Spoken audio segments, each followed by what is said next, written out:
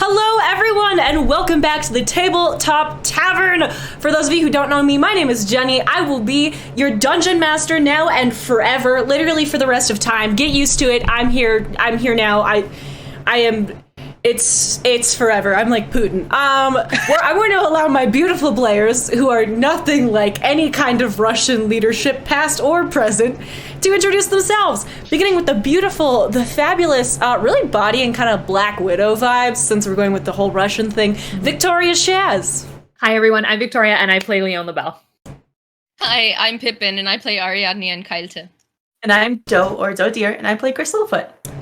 And for those of you who weren't here last week, we like to start every session by kind of going over what happened last session on the Tabletop Tavern. The party, along with Maxilla Osteoclast, the beautiful, talented half-orc warrior who occasionally helps them in their quests, found themselves inside of a cave of wonders, within which they found the cornucopia of Shantae. Very lucky they did, as Maxilla's town was slowly starving due to poor harvest. After, battling their way through the cave, they brought the cornucopia back to the town of Veery Valley, where it was burned and scattered through the fields to ensure bountiful harvests from here on out.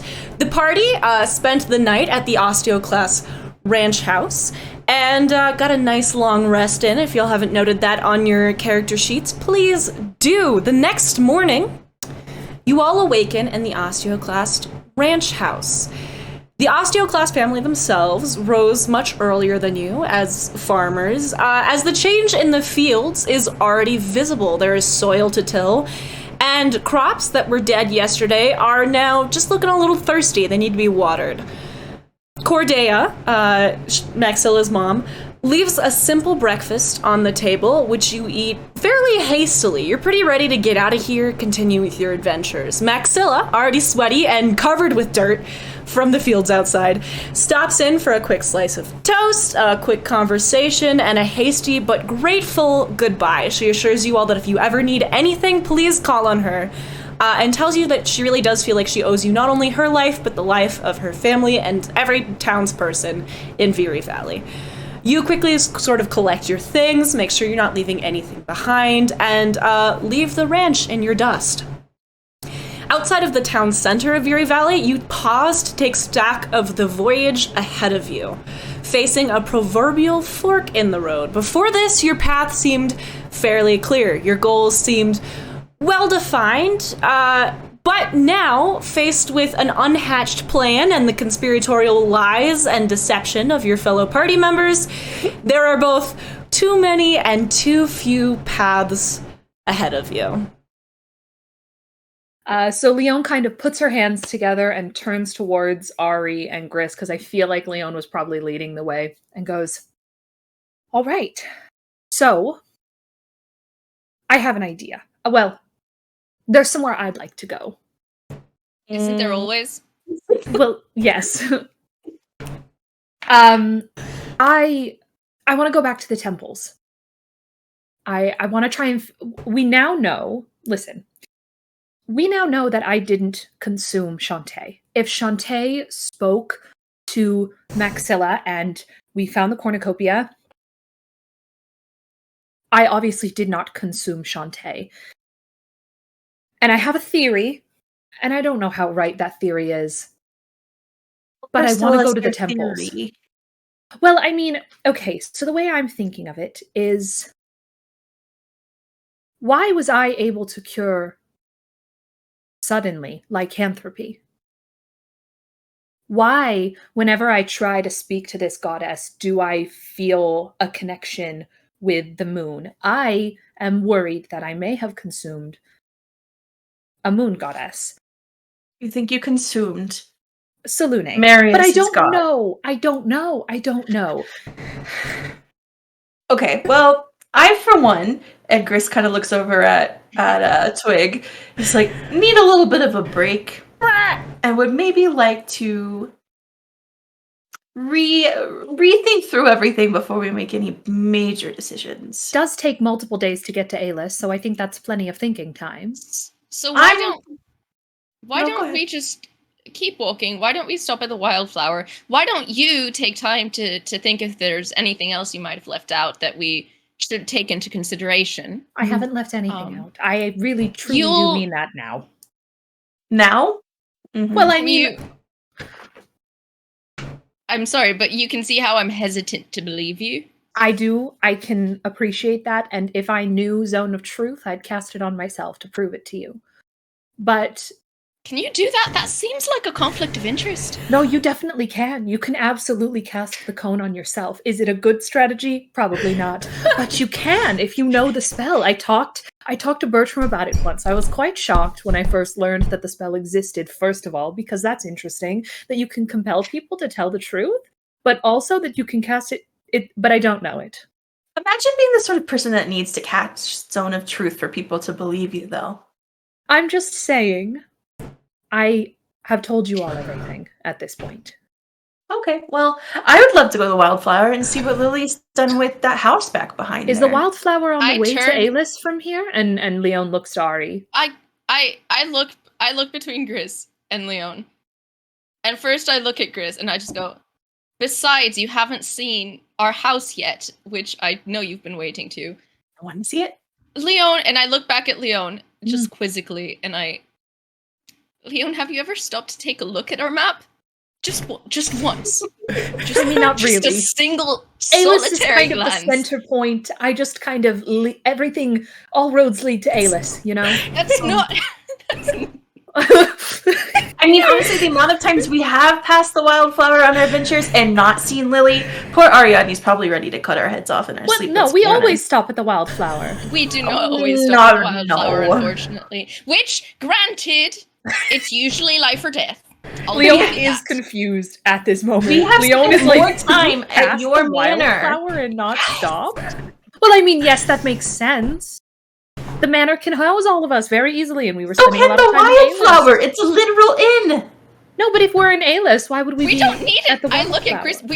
We have a home. We haven't even been there since she gave it to us. I I just have. realized we had a home. We put a lot of work into that home, Gris. I'm and- actually Well, very I excited to did. see it. I I'm would love very to excited plant to some see it. herbs and some vegetables, maybe. And then while they're there, maybe I can do some training on Twig. And she just pats his head. And she's like, also maybe a harness because he's getting kind of big. Do you think I could ride him? Anyways, I think Sorry, how if much time are you planning on spending there, Grizz? maybe a week, maybe 2 weeks. Oh God, absolutely not. Okay, well maybe a few days. No, Grizz, we have things to do. We've But I just do been think doing we should so stop many there. things. And maybe I could tell Reese we were going, and maybe he could meet us there. I kind of miss my husband. Isn't he coming to the wedding? Yeah, but when is that again? When it was? Isn't it just in a couple weeks? It's in like 2 weeks and 6 days. Yeah. That's so long. Grizz, I can't stay at the Wildflower for multiple weeks. My mother will kill me. Oh yeah, you have to make a baby or something by then, right? What? Well, she said something No. about. Oh, Don't listen to my mother on the child front. I think she was being hyperbolic on account of the fact that we may all die, which, you know, given I mean, we still is could. a general concern when it comes to childbearing. I don't think corpses can do that. It's a fair point, Ari. You think a necromancer could? If they, and then. I don't really want to find out. Grizz, do you really want to know that? Because I know No. necromancy spells. It just seems like the sort of thing that Reese would want to know about. We'd probably talk about it for hours. So maybe at the wedding I can ask him. Maybe not at my wedding. I mean, I'm not going to ask him in front of your entire wedding party, just in a corner when we're smooching or something. Okay. Well, let's go to the Wildflower then. We'll stop off for the evening. I don't know. We'll just go to the Wildflower and then figure it out and sleep Two there, and then evenings. we'll go to Alis and yes. Yes. As from there, I don't disagree that we should probably check out the temples, if only because if it's not Salune, We need to It find would out who it hopefully is. still be one of those. Well, I really would prefer not to go searching for another dead god's temple. I would much rather a live one. But since we know that the god you ate is already dead, then yeah. Yeah. Honestly, Ari, I actually, I don't think I've ever agreed with you more than right now. Hoping that it's not, that's concerning. a dead god. Listen, so yeah, let's do that. So we will go to the Wildflower. We'll stop off at the Wildflower. We'll spend the evening there. You can show us the house. We can make sure everything's okay with Lily, and then we'll head over to the temples, and hopefully I'll figure out what happened. Because don't forget, we can't, Gris, I adore you. Don't get me wrong. Mm-hmm. We can't just spend like a week at Lily's. But All of the I gods can't have go fallen. to the temples. I'm a halfling. Yes, you can. We got you through last time, no problem. Yeah, but that was because of that festival. Yeah, no. There was one point where you were unconscious, so you might just have to pretend to be unconscious again. Oh, wow. Well, then what? Ugh. I wasn't pretending last time. I don't think. No, you were out. No, you weren't. Oh, we'll talk You were about that. injured. Okay. But it's fine. We'll get you through. They'll let you through. It's fine. And then we'll figure it out. Because could you glamour me so that I look like an elf? Yes, that's what we'll do. Could you make I me will glamour tall? you. I will glamour you to look like, I don't know about the height thing. Ariadne, can I get a religion check with advantage, please? I could glamour you to just to look like a pilgrim. What about Twig? Could Twig look like a lion? Absolutely. I don't know what lions are. Okay, so as your friends argue about this, Ariadne, you realize the absurdity of this, as you know for a fact the issue is not that she was a halfling, but that she was not an active member of the clergy. I will glamour you to be part of the clergy. I just go back and forth between them both. I'm just like, I cannot possibly be the voice of reason right now. That's not my job. But I stumble over my words and I get it out and I go, it doesn't matter that she's a halfling. Oh no, I know. She's not in the clergy. No, I'm aware. only technically in the clergy. Same. That's why I can go in. Well, why can Leon go? Leon's not part of the clergy. Yes, I am. I'm a paladin. Oh, Thank you Chris. very much. You were there. That doesn't. How does that make you part of the clergy? It just does. Also, Gris, at this point, I ate a goddess or two. They don't know that, and I hope They they don't don't need to. know that. We actually should never tell them that. I turn around. I physically turn around from them both and just take a deep breath. Gris, I can glamour you to look like you are a member of the clergy. I'll just take an oath to the turtles at Sylvanas' temple. That's not how that works. Why not? I'm going to glamour you to look like part of the clergy. If you want to also look like Can an you elf, I glamour can do Twig? that. Can you glamour I'm Twig not to look like a glamoring the bird. turtle? I'm not glamoring the bird. Vultures are Alright. suspicious. Turtles are not. I'm not glamoring the bird to look like a turtle, Gris. Can you imagine seeing a fucking turtle running around at full speed like the bird? No, it would look very, Incredible. very wrong. Debatable. This is why I know how to glamour and you don't. Because I feel like you'd be using it for nefarious purposes, like turning a bird into a turtle. What is that nefarious? Because you never do anything nefarious. I didn't say that. What Ariadne said. All right, we should go. we should just go. All right, so it sounds like you've all sort of decided you're going to head in the direction of the Wildflower, spend between an evening and 2.5 weeks there. Sweet Christ. Is that correct? Sure. Yeah, I think we're gonna go to the Wildflower is on the way to the temples, so yeah. Yes. Is that the party's plan? I do lean down to Gris and I'm like, maybe we can get another night or two out of her. Just a little bit of time to rest for Can you to Leon spend hear with that? Lily, for us to chill. No. Leon, you're like very purpose set. You're like, you feel like you have a plan. You know when like you're like very convinced of a plan and the people around you very much don't want to follow that plan, so they just change it without you. That's sort of what's happening. Like you are marching very purposefully down this road. There's not like a ton of merchants heading out in this direction, so you do all sort of just have to walk. I lean down to Gris and I go, quite a confident step for someone who doesn't know the map. Cop it. Gris just I've chuckles been in and the area multiple times in a carriage. Eventually, Ariadne sort of takes the lead because Leon keeps stopping to look around. She looks a little confused, but every time that you try to offer directions, she cuts you off and is like, no, I know where I'm going. At which point, you just sort of do the Monk Speedy thing so that you're always 5 feet ahead of her. Yeah. Gris, you sort of understand what's happening and begin to sort of really play up the old lady factor to insist that Leon slow down to help you so that Ariadne can lead you all at a comfortable pace.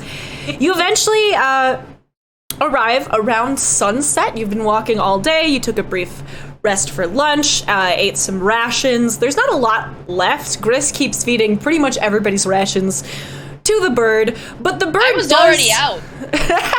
Leon is sharing with Ari at this point. The bird does sort of, as it's gotten older, has been able to find carrion and other sorts of dead animals that it's been eating in place of your rations. It's become a little bit more self-sufficient. You arrive at the Wildflower Inn at sunset. The entire building, still covered in climbing vines and beautiful flowers, shines sort of orangey pink in the setting sun. In the windows, you can see glowing lanterns and a fireplace crackling welcomingly. The door is closed, but unlocked, and Ariadne leads the party through the front door. As you open it, an elven boy, about Ari's height at this point, stops you all, holding a large sword. Those of you familiar with swords, very familiar, so probably just Ariadne recognizes this as a dulled training sword, but he points it directly at your chest and goes, "Hark! Who goes there?" Oh! Oh, I was gonna, retort, but... Who goes there? Keep your arm up. You're not gonna hurt anything like that. Who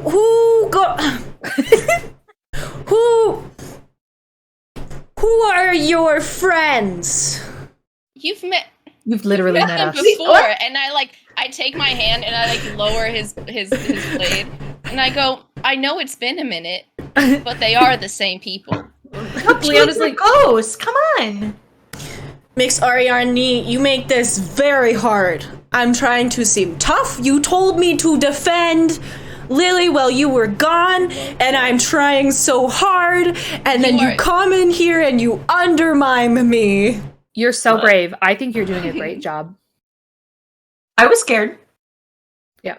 The fair maidens think I did a great job. You did do a great job. I entrust Lily to your care. He looks very pleased with himself and sheathes the sword on his back, and then turns around and dramatically cups his hands, shouting up the stairs, "Lily, your special friend is here!" And he puts air quotes around special friend. Leon looks at Ari. Special friend? Only a special friend? Have y'all not put a label on it? To tell him. That you're together? Partners? What if something happens to me? The boy doesn't need any more trauma. Ari, you deserve the joy of having a title. Nothing's gonna happen to you as long as I'm around, okay? Exactly. You're gonna be fine. You should really speak to Lily about how I think at this point, since you lived here and furnished a house, you are deserving of a label to your relationship. Chris kind of leans over to Ariadne and whispers, "Plus, I'll always heal you first. Don't worry about it." I just look around and I'm like, how did this become public forum again? I'm just saying you should have a conversation with Lily about it. You deserve it. As you debate, Lily's brother, like, sort of, like, watches you all, like, ping-pong and eventually just, like, walks away from the conversation the way that teenagers are wont to do when they're not involved. What's his name again? I forget. Like, Victoria forgets. Oh, God. Leon wouldn't. Let me pull it up, because I want to say I named him something that didn't make a ton of sense. I'm like trying to go back. You're gonna make me go through my notes here. Let's see. Lily and oh my god, did I not name him? I don't think you did, because I confess that I also don't know his name. And I haven't for a very long time. Yeah, I feel like I would remember. Why do you think I never address him? Hear me out on this. Luke. No, his name is Edwin. End of story. Okay. Good. I can't believe you shouldn't have asked me that. I would have gotten away with never naming that NPC. Sorry. I kept meaning to ask you off stream, but I kept forgetting, and so I just put us all through this. Well, No, but Vic put us all through. I assumed that it was in Pippin's notes and that they were going to pull out the notes and save my ass here, so I didn't put it in the episode. It's like, because I have not known since the first time we met Edwin, however many months ago. No, it was always Edwin. Oh my god. It was just name him. It was always Edwin. So Edwin sort of is like and goes back into the kitchens, presumably to go get some snacks. He's growing like a damn weed. Ariadne, you could swear he's grown 1.5 inches since you last saw him. You all sort of stand in the inn waiting for Lily, who presumably is upstairs readying a guest's room. There's not a lot of guests here. There's maybe 2 people by the fireplace. They don't appear to know each other. One reads a book, the other smokes a pipe. The one smoking a pipe is an elderly human man. Reading a book is a young halfling woman. She seems very engrossed in whatever it is she's reading, although she looks up at you all and sort of smiles politely before going back to her book. There's a large steaming mug of tea next to her. Ariadne, this is probably the least busy the inn has been since you've come to know this place. Mm-hmm. Is it how you said it was sunset? So it's not that it's like super late. No, typically this would be the busiest hour. They're usually slinging ale and mead and food in the tavern section, and the inn is usually filled with travelers. Yeah. Is it unusually empty here? Yeah. I mean, it was really is. It's usually quite busy. Well, the last time we were here, there was a literal haunting happening, and it was busier. This is true, but no, I mean, like, just in general, there tends not only to be people, but there's like we're going in and out. There's food. There's Lily is running all over the place. But is there something else in town that's happening? Well, why don't I go ask them? I mean, no, we should ask Lily and see what's going on. Gris, kind of not listening, heads towards the halfling woman. All right, or we could go and speak to the halfling. Okay, I'm gonna stay here and wait for Lily. Gris walks up to her, and so is she on like a mantle? She's sitting on a mantle, or she's sitting at a table? What's the situation? She's sitting in like a large plush armchair. Her little legs are like hanging off the edge. She's sort of kicking a little bit as she reads. And as you approach, you notice that what she's reading at first appeared to be a book is actually just several leaves of parchment bound together with some twine. You recognize it as what essentially passes for a tabloid in this world. It's sort of gossip about various nobility, especially the highest ranking kings and queens, lords and ladies. There's usually a bit of real news kind of peppered in there, but it's only released about once every whenever something big happens. And you do know that younger women tend to read these just because really they're marketed towards them, but also they're cheap reading material, which is fairly rare in this world. Gris walks up to her kind of from the side and in halfling says, "Oh, what's the tabloid saying?" And then kind of finds a way to either sit like at a table across from her or an armchair across from her if she can. All right, there is an armchair fairly close to her, sort of at a diagonal, so that you could be able to make eye contact, but also have some semblance of sort of intimacy in a conversation. Perfect. Chris will take a seat. Or climb into it. You climb into it, your little legs kind of kicking off the edge too, as she looks up at you, and she appears to be a very well-raised halfling girl, because she does greet you with a traditional halfling greeting.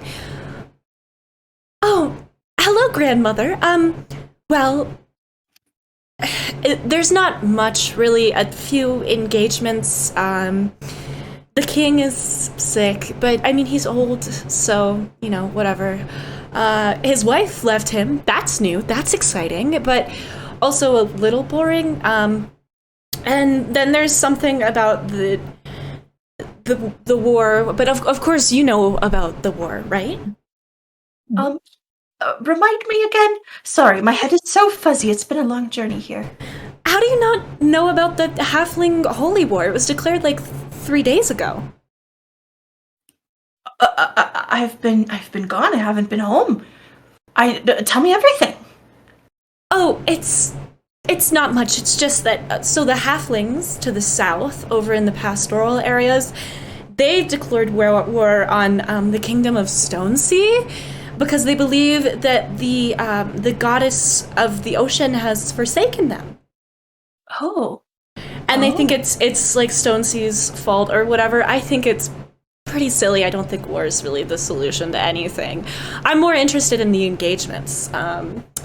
Let's see. There's a Lady Chrysanthemum who got engaged to a Lord Lilac. That's got to be a joke of some kind, right? I like it either way. There's no way. There's a Sir Steele is engaged to Lady LaBelle. That's too much alliteration. There's no way someone with that. Oh my god. Her first name is Leon. Can you imagine hating your child that much? It's either hatred or a very weird kind of love, huh? It must be. That's very silly. Grandmother, why are you here? Oh, just stopping by. We know the innkeeper here. But I was wondering, it seems very quiet today. Have you been here long? Only a few days. I'm headed home. My betrothed is... I'm going home to talk him out of going to Stonesea. Oh, he wants to take part in the war. Well, I mean, there's a certain type who gets all excited and hot-blooded over the thought of violence, right? And your betrothed? We're an odd match, but I think it works for us. Well, he's very kind. Kindness will go far. But I do wish you the best in trying to convince him not to go. And I would say that maybe there's a different reason why the goddess isn't responding. It doesn't always have to be someone's fault. I'm not sure that's true, grandmother. Just an old lady's take on it.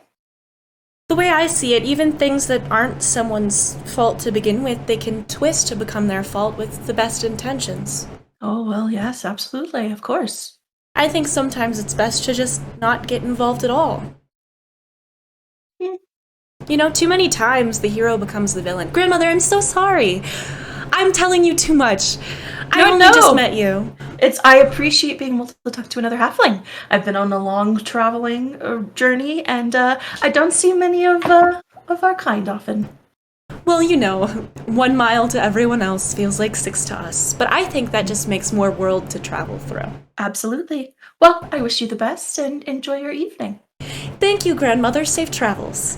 To you as well. And Gris walks back over to Leon and Ari, and she's I want to have taken Leon like over to the bar, and I want to just be talking her ear off about like, I don't know, how good Lily is at like bookkeeping and just how pretty she looks when she's making the soup of the day or something like that.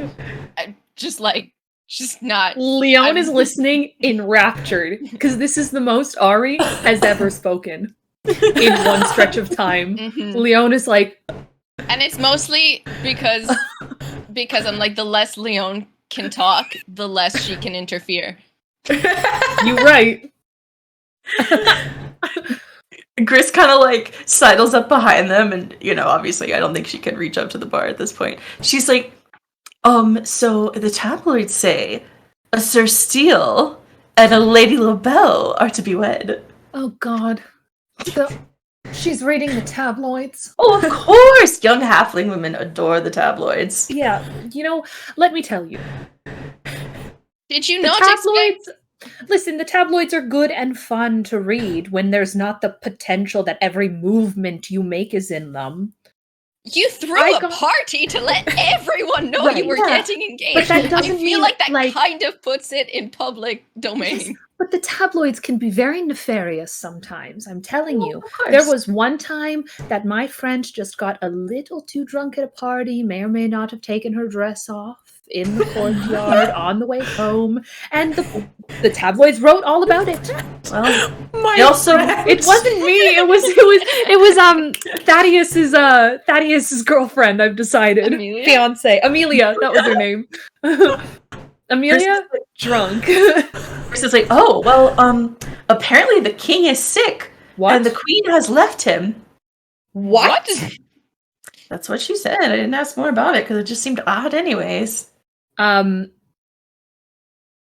think Leon would like to know more about that. So she's like,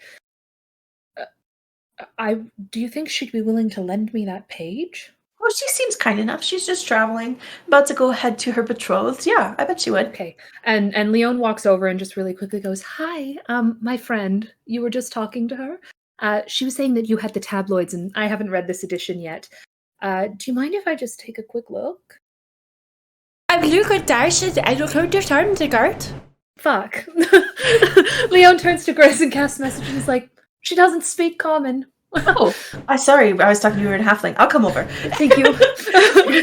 Gris walks over and she's like, sorry to I bother just you. watched Gris walk away without a word to me. This seems accurate, though. I don't know that Gris would remember to tell you. Gris walks up to her again, and she's like, I'm sorry, dear. I noticed my friend here was trying to speak to you. Must have been strange. But she would love to read the tabloids if you'd mind sparing them. Of course. Can she read halfling? No, I'll probably have to read it to her, to be honest.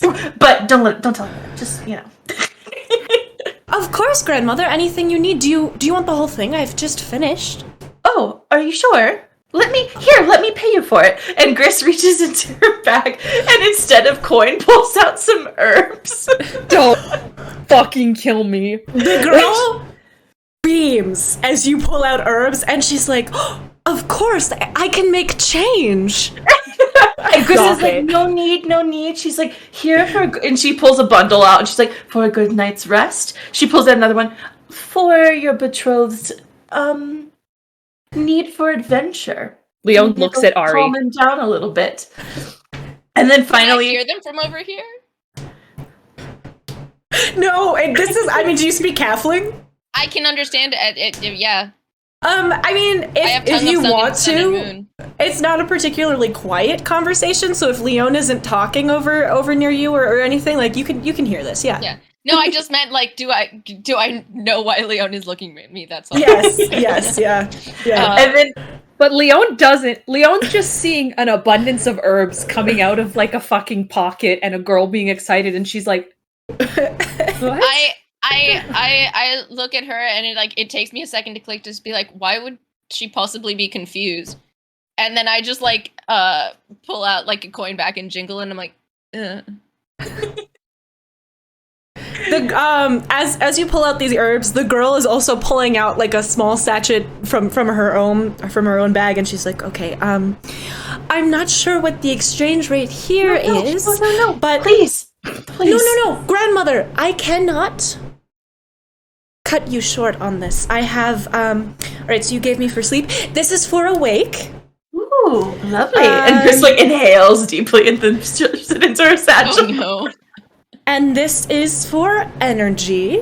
Ooh, You can call it, if you want to add this to your items list, it is Granddaughter's Energetic Tea. When consumed, it will increase your speed by 15 feet per second for 1 minute. Oh my gosh, Perfect. she's a runner, she's a track star. Mhm. And then, grandmother, this is... Okay, so you gave me one to calm my husband, so I will give you one to excite grandfather, and she gives you, like, a wink. Grace is just like turning red, and she's like, "Oh, I don't know that that'll be necessary, but it might be fun." She takes it. Not fantasy Viagra. Ari, yeah, Ari just like completely blushes from all the way over the bar, and is just like giving a silent like, God, Leon is so lucky right now. All right, grandmother, here is your copy of the tabloid. Please enjoy, Thank you. and I hope your friend learns Halfling. It is a very good language. Agreed. She should absolutely learn Halfling. Best of luck on your journey. I know I said it earlier, but for real, I do mean it, and I do hope everything goes well. Thank you, grandmother. I hope so too. And you stay safe. Grace nods and turns on her heel, gesturing at Leo to follow. Leon follows and whispers down at Grace, that looks like it went well. I don't know if it did, but it looks like it did. Oh, it went well. She just, I offered to pay her, and then she needed to make change. There was and no money exchanged. You were just passing grass back and forth.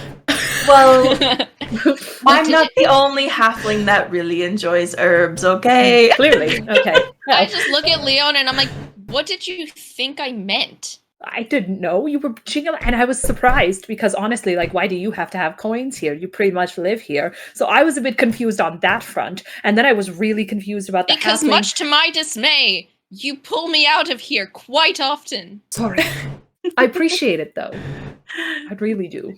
You're very Grace- fast. Strong. Grace kind of like waves the tabloids, and she's like, "Good news, bad news. I got the tabloids. Wonderful. Bad news, they're written in halfling, so let me find what you're looking for." Right.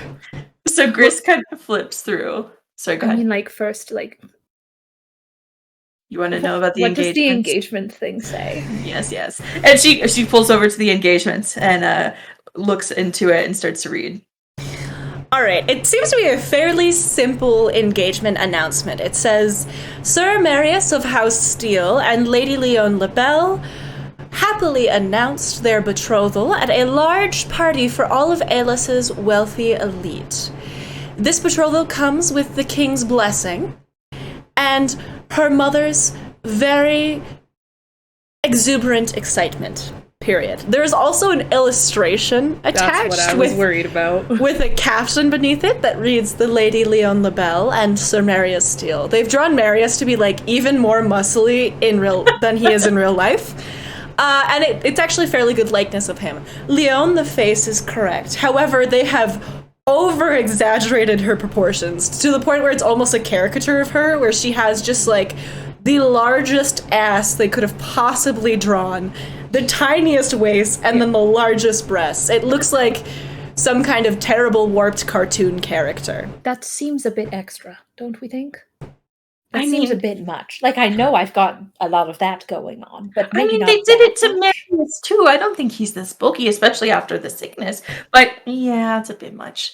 Yeah, well, Well, don't that's what tell I mean him by that. the You'll hurt tabloids. his feelings. Yes, you can't. Yeah. You can't tell him he's not muscular. Well, then maybe we The should other give thing- it to him. You notice is that they've drawn giant elf ears on Leon. Mm. Much longer than any real elf would have. Oh no, Chris is like, yeah, they seem to still be a little weird about your ears, huh? That's never going to change. I've No. become used to it at this point. It's rather ridiculous. Yeah. And then Chris flips a few pages and goes to the part about the king. All right. This section on the king is fairly short. It looks to be an official announcement that sort of the Royal Press Bureau has released to all publications. It reads very simply, King Julius has fallen ill. Queen Annalisa has been relocated to the Summer Castle to avoid transmission of any illness. Oh. Does this seem weird to Leon? King Julius is fairly old, probably in his mid to late 60s. Queen Annalisa is 24 years old. God. An illness? Okay. What do you think it is? So, would Leon know anything about, like, the health status of the king? Whether this Roll an seems insight unusual? check. Okay.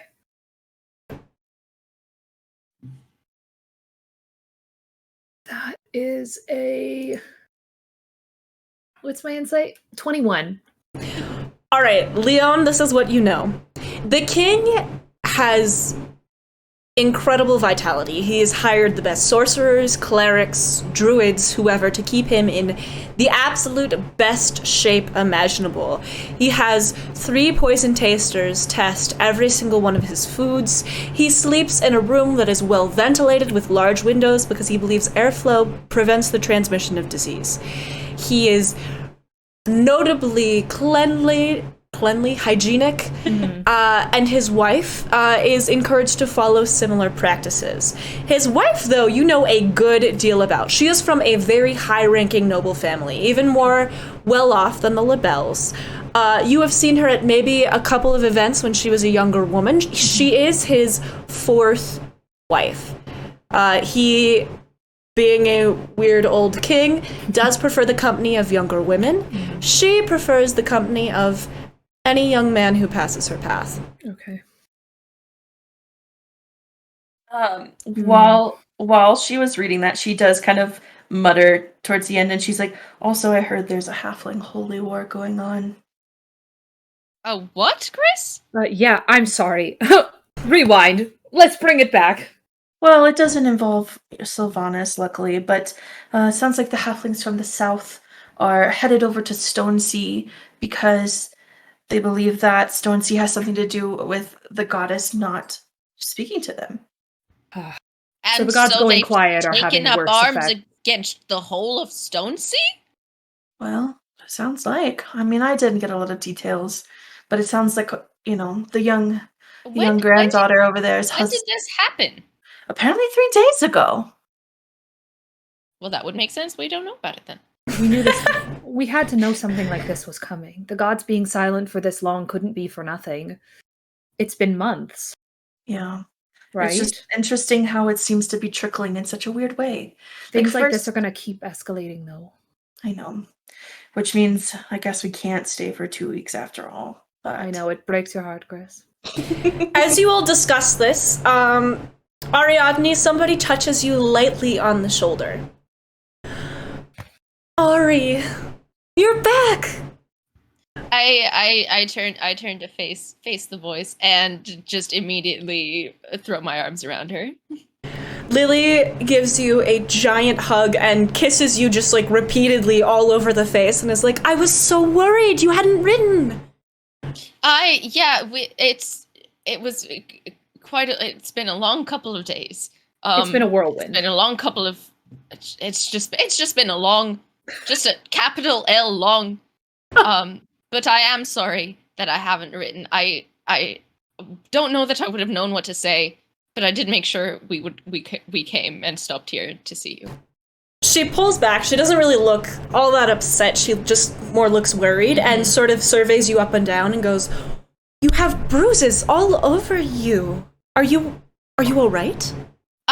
Yes, much better. I am a lot less slimy than I was yesterday. Slimy? smell better, too. You don't just. You'll leave have to that. tell me. Yes. We fought a thing and it grabbed me and it was very disgusting, honestly, and I would not like the experience repeated. But some people just didn't feel the need to help me right away, apparently. And I, with a smile, am looking at Chris and Leon. Chris kind of coughs and she's like, I blacked out, I'm going to be honest with you. Say, Ari, I ran over to you right away. I'll have you know, I just was unwilling to touch the tongue. I was also unwilling to be touched by the tongue. Which I can understand. Your life is so exciting. Lady LaBelle. Lady are you, Littlefoot, Lily? it is good to see both of you.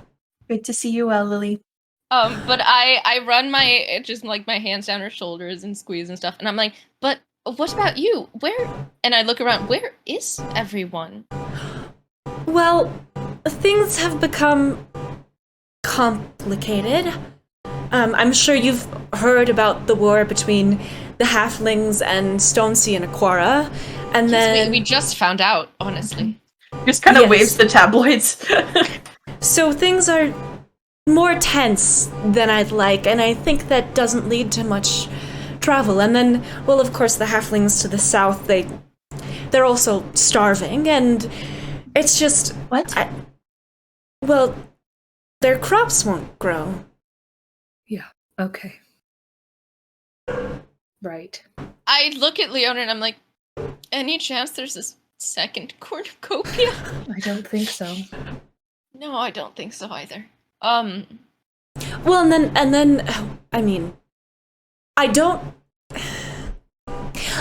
want to say that your ghost removal skills were subpar, but we've been having some troubles here as well, but only in the last few days. Oh, This- I looked at her and I'm just like, Lily? the same Well- ones? Not here. I imagine you're here to see the house? yes, please. Yes, We'd well, love I'm to. here to see you, but they're here to see the house. We're here to And see you too. And you. Also, maybe some mushroom stew later, but that's beside the point. Of course, I will make you mushroom stew, and Ariadne, I'm glad you're back. Please, you'll stay a few days at least. 2 nights, perhaps?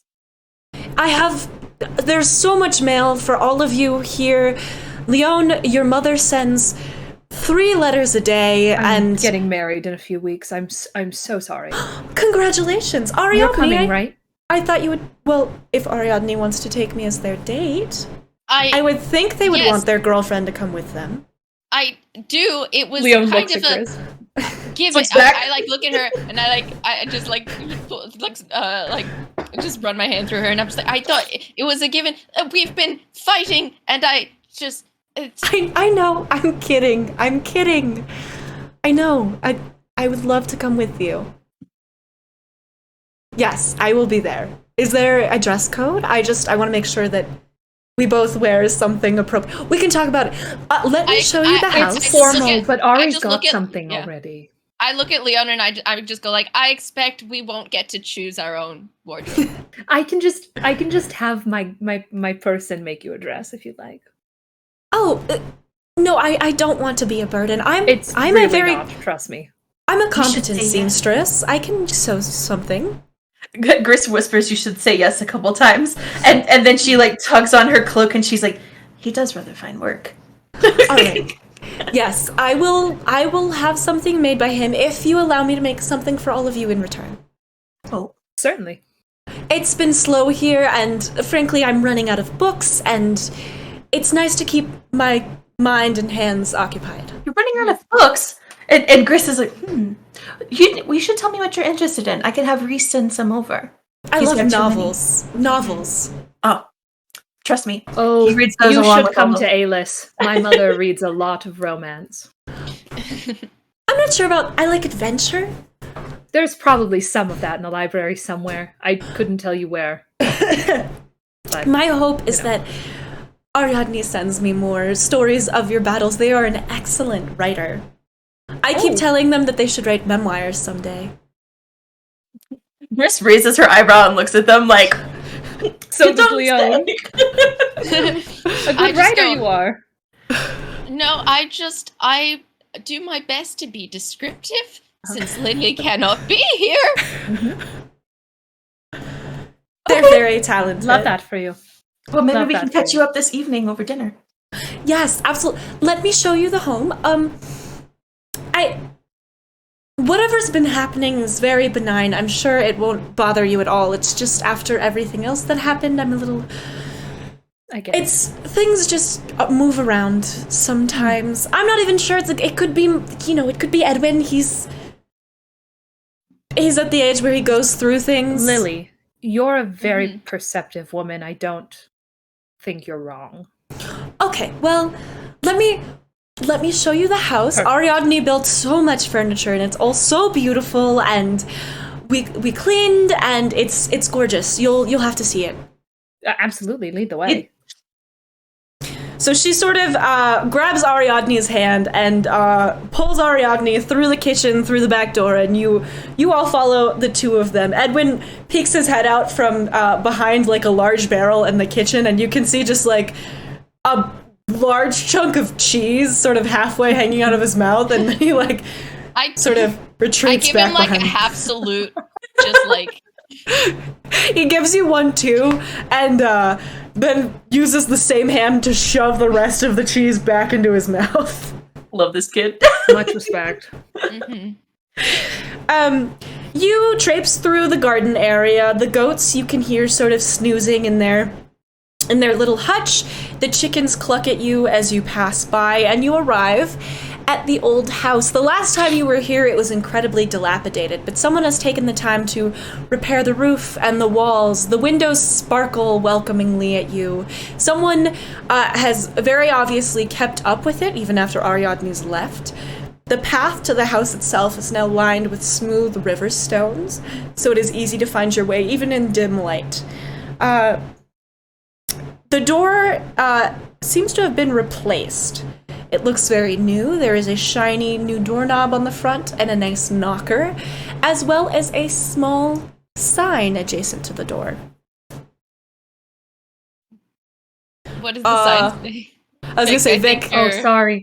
What does muted. the sign say? The sign is carved in Elvish and Common. It reads, Untitled,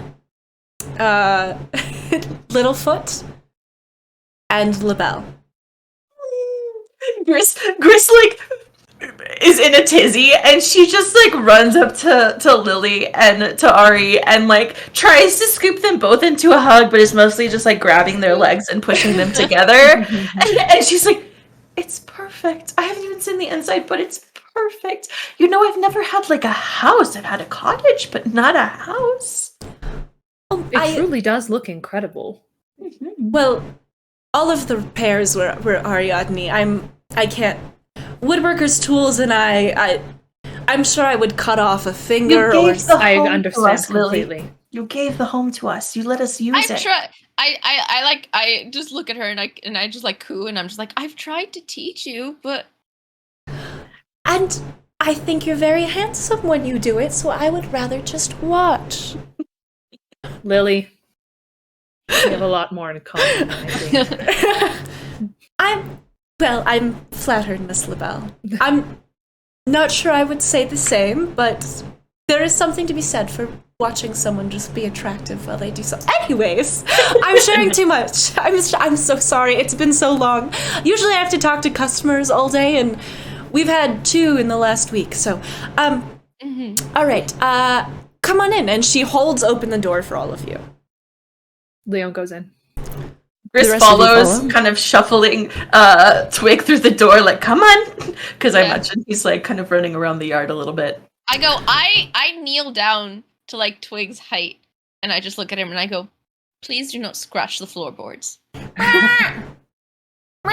Lily, like, sort of jumps and is like, is that... a nightmare? Is that it's like a child! Cute, it's just a baby. Mm-hmm. This is Twig, Lily. We found him on our adventures. He's growing quite fast, and has been actually kind of helpful in battle. She lets go of Ariadne's hand and kneels down to be on Twig's eye level and goes, "Oh, you are a very handsome boy, aren't you?" And he goes, "Rah!" Gris just beams, and she's like, "Isn't he, though?" I'm going to spend some time teaching him some new tricks while we're here. Oh, you'll have to have Ariadne make a little perch for him. Ari. Gris just like... I just look at Leon. I'm like... Leon's already looking course. at Ari, waiting for Ari to make eye contact. And then I look back at Lily, and I just go, of course, I would like nothing better. Gris kind of like whispers to Lily, like, they don't really love Twig, but maybe someday. They'll come to love Twig. It's, they're a little bit prickly at first, but I find they warm up quite well. Gris just nods enthusiastically, like, know that one. So you all sort of shuffle into the house. The floor is swept clean and mopped and shining, just absolutely pristine. You notice it's made of just lovely hard wood, all sort of knotty and striped with various colors of red and brown. The walls are also wood and similarly clean and well kept. On the wall, someone has hung a few hand-painted images of wildflowers and nature scenes. You recognize these as Lily's paintings. To the left of the entryway is the kitchen. It's well stocked, despite no one being here. Quite a few sort of shelf-stable root vegetables, potatoes, onions, carrots line the shelves, and a few dried herbs hang over the basin, presumably where one might bring collected water to cook.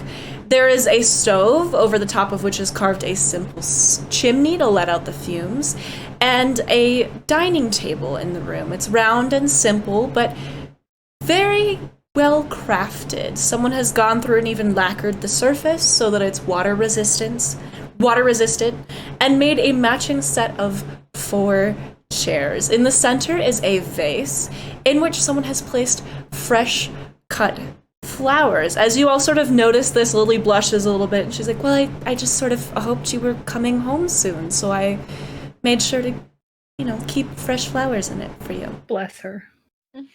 Well, There's also did.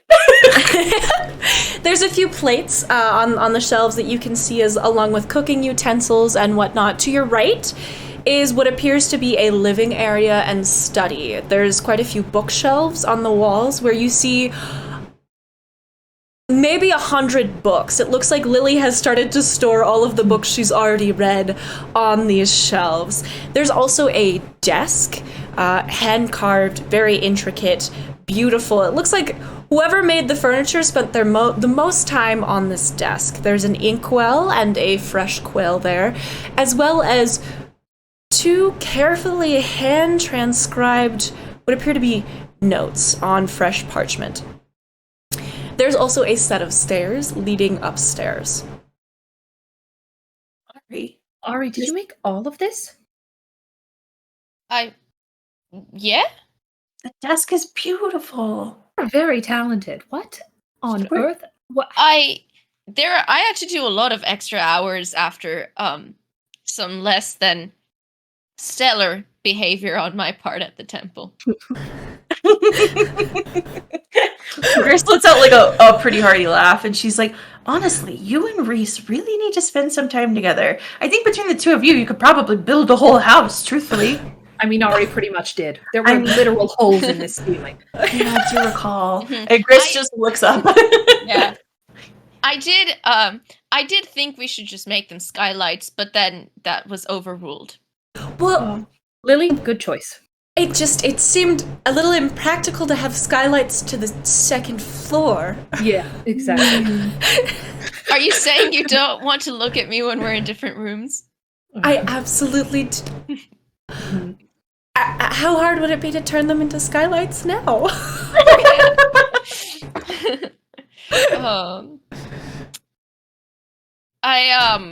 Leon kind of sidles over to the desk and like takes a look at what's on the parchment.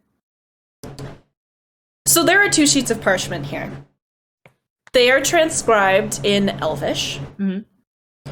And at the top of each one is a very clearly written title. Whoever wrote these has practice in illuminating manuscripts, copying down holy texts.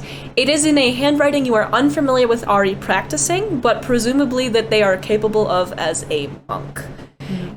It's beautiful filigree on each letter, at least for the title. The titles of each sheet of paper are as follows. The one in the back, presumably the older one, reads, The Song of the Dreamer at the End of the World. The second reads, The Song of the Lizard Who Swallows the Sun. This seems much more fresh, and it looks as if Ari has copied it down multiple times. I look at Leon and I go, I just didn't want Valdethis continuing to rip out pages of ancient texts.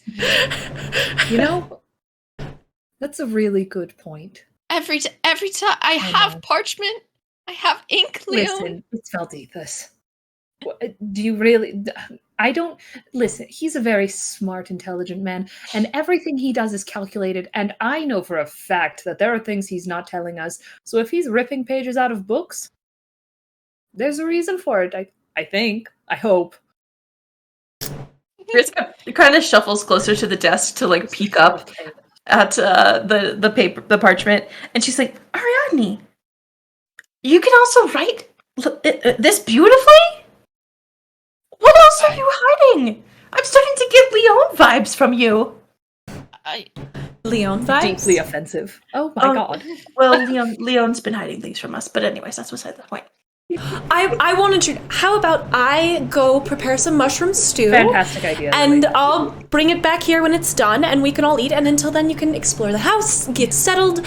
Ariadne has a designated room, and I think they may have decorated each one with each of you in mind. But you're free to choose your own rooms. I'll be back, Ariadne. I'm so happy you're safe. Mm-hmm. I take her hand and I squeeze it and I lean down to her ear and I'm like, don't you dare take too long. She's like, I won't. Oh. I promise. And then she presses a very quick, shy kiss to your cheek and goes, I pinky promise. And like sort of like wraps one of her pinkies around your pinky and then hurries out the door. Mm-hmm. Once she's out the door, Leon looks at Ari and goes, so you have had the title conversation. I never said we didn't. You said that. I just got the vibes that you didn't have the title conversation. I mean, special friend is not a title. Brother. You did have the title conversation. Right? Edwin is her younger brother. He doesn't need to know everything that happens here. Eventually, he might need to know. I would say that it might be good for him to know.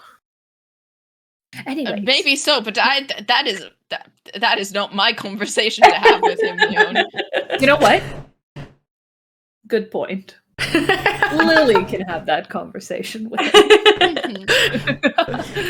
him. No, you go. Glad we made this stop so that you could see Lily. She seems over the moon to see you, Ari. I feel like we did something wrong. Why? We gave all of the ashes from the cornucopia just to the Veery River Valley. But the halflings from the south Everyone don't worship. else is starving. They don't worship. We not only had no way of knowing Leon, but also Maxilla's apparently a chosen one. Oh yeah. I feel like there. If there was something else to be done, maybe I don't know. I feel like we would have had some idea, some instruction, some. Maxilla did talk to Shantae. I mean, there are other cornucopias or some other sort of something that Shantae left behind. But once again, it could just be a different god, and maybe do all of the gods have a champion? Is the goddess of the harvest. I know, but I'm just saying, it just seems odd. I feel like we were very zoomed in on helping our friend when there are bigger problems going on, and we didn't really think about how maybe a little bit of those ashes could probably have helped a lot of other people. We didn't know. There's a lot of things that we don't know. Like why the gods are silent in the first place.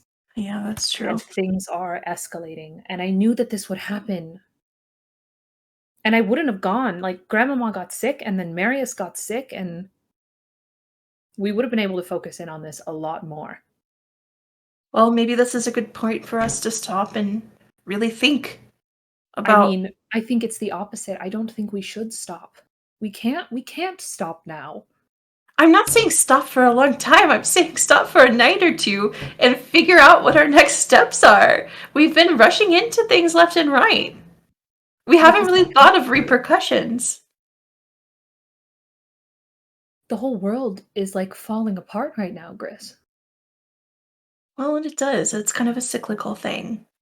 But if we can fix it, let's. but let's do it thoughtfully and evaluating each option before going forward. I don't want us to charge into something and make it worse when we could make it better. Can Leon pick up the copy of The Lizard Who Swallows the Sun? Yes. Do we have that written down anywhere? If you look it up in the Discord, just look up lizard, and it's right there. I shoot Leon a look. I'm just like, your oily fingers on my parchment.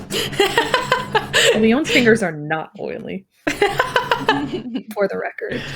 They are for any kind of, like, by monk standards, by Scottish standards. This is fully illuminated parchment. Like, Ariadne has gone through the process of reproducing a full published book page. Leon obviously has done a lot of reading, and so she's not manhandling it. Like, I feel like she's holding it, like, on the underside, very gingerly, just, like, with the pads of her fingers to not touch the illuminated part of the text. Just so that she can get a better look. Do you want to read it aloud, Leon? Yeah. Yeah, it's been a minute since we've heard it, huh? So she goes, "The smoke clears, the battle won.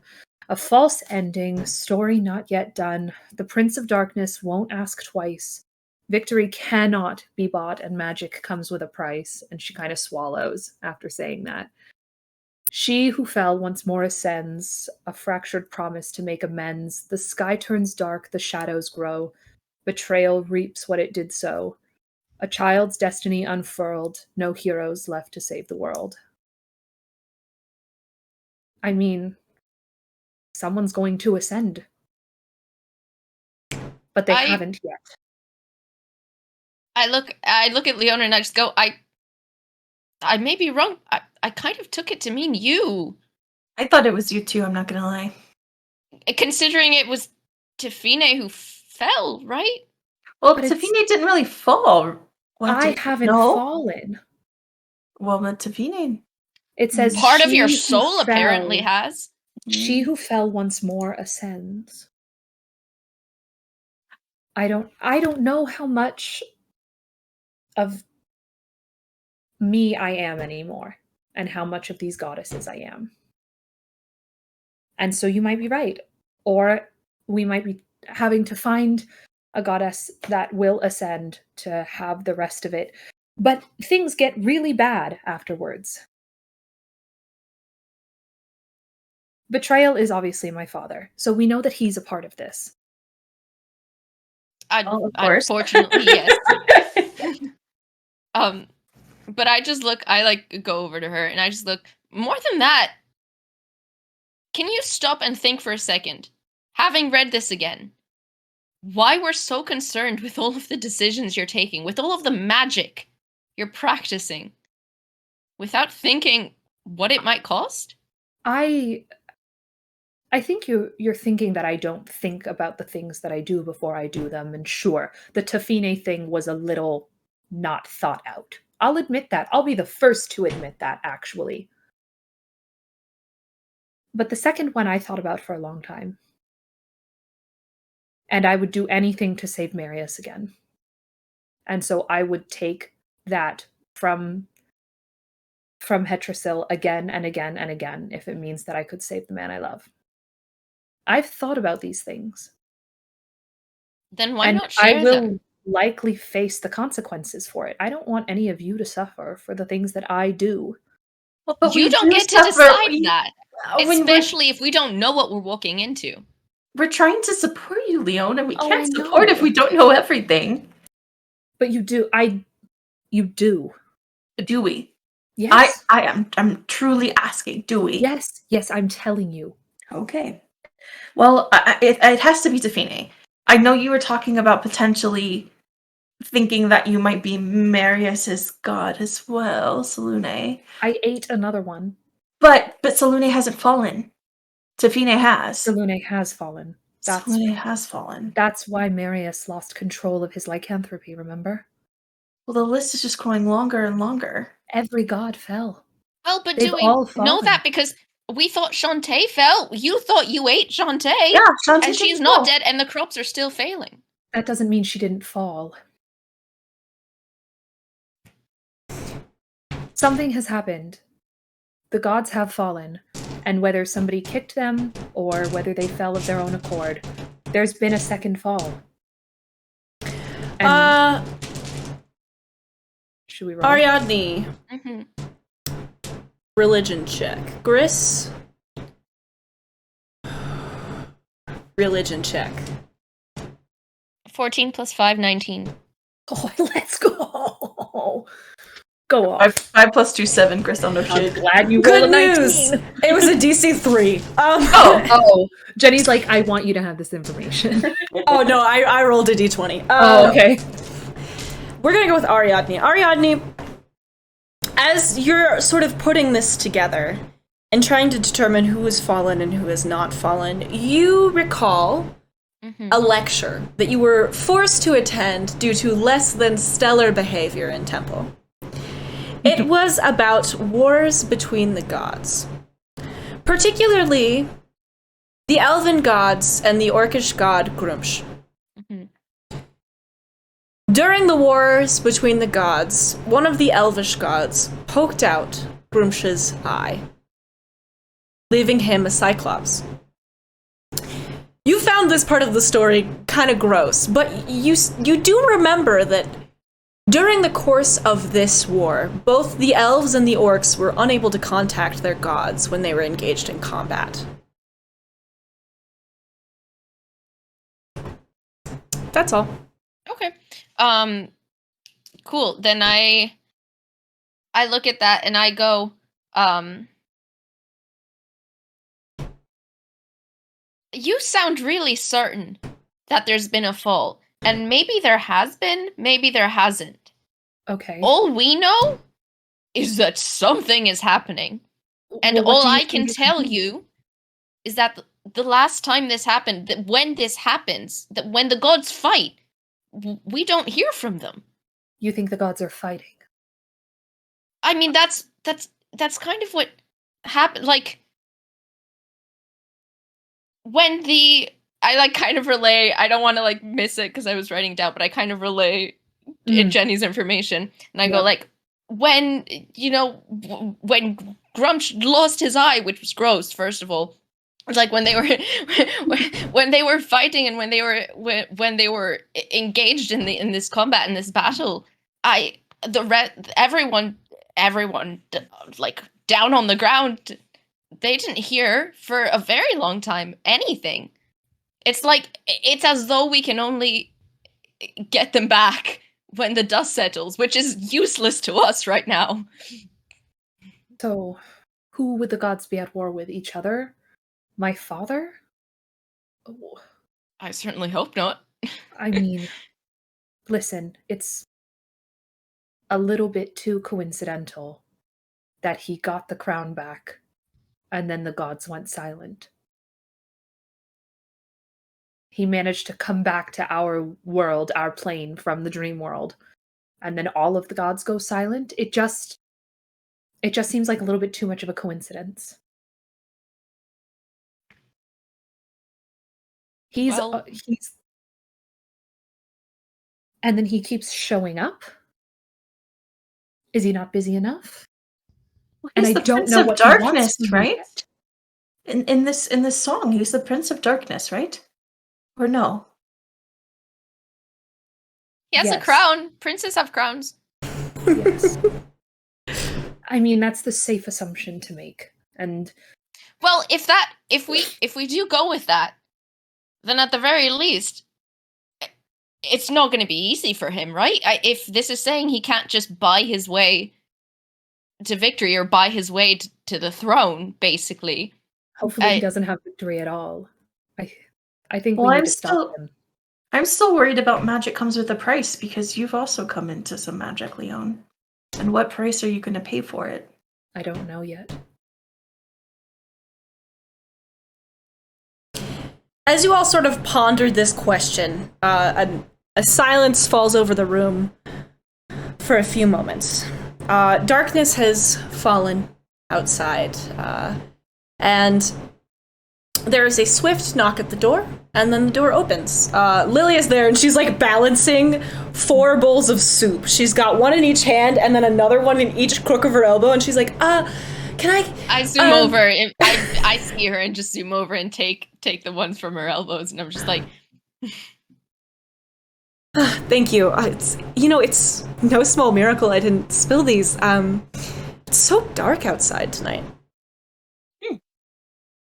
Darker than usual? Well, Leon... I mean, we're only a few days after the full moon, but call me crazy. It's a new moon out there. Leon goes outside.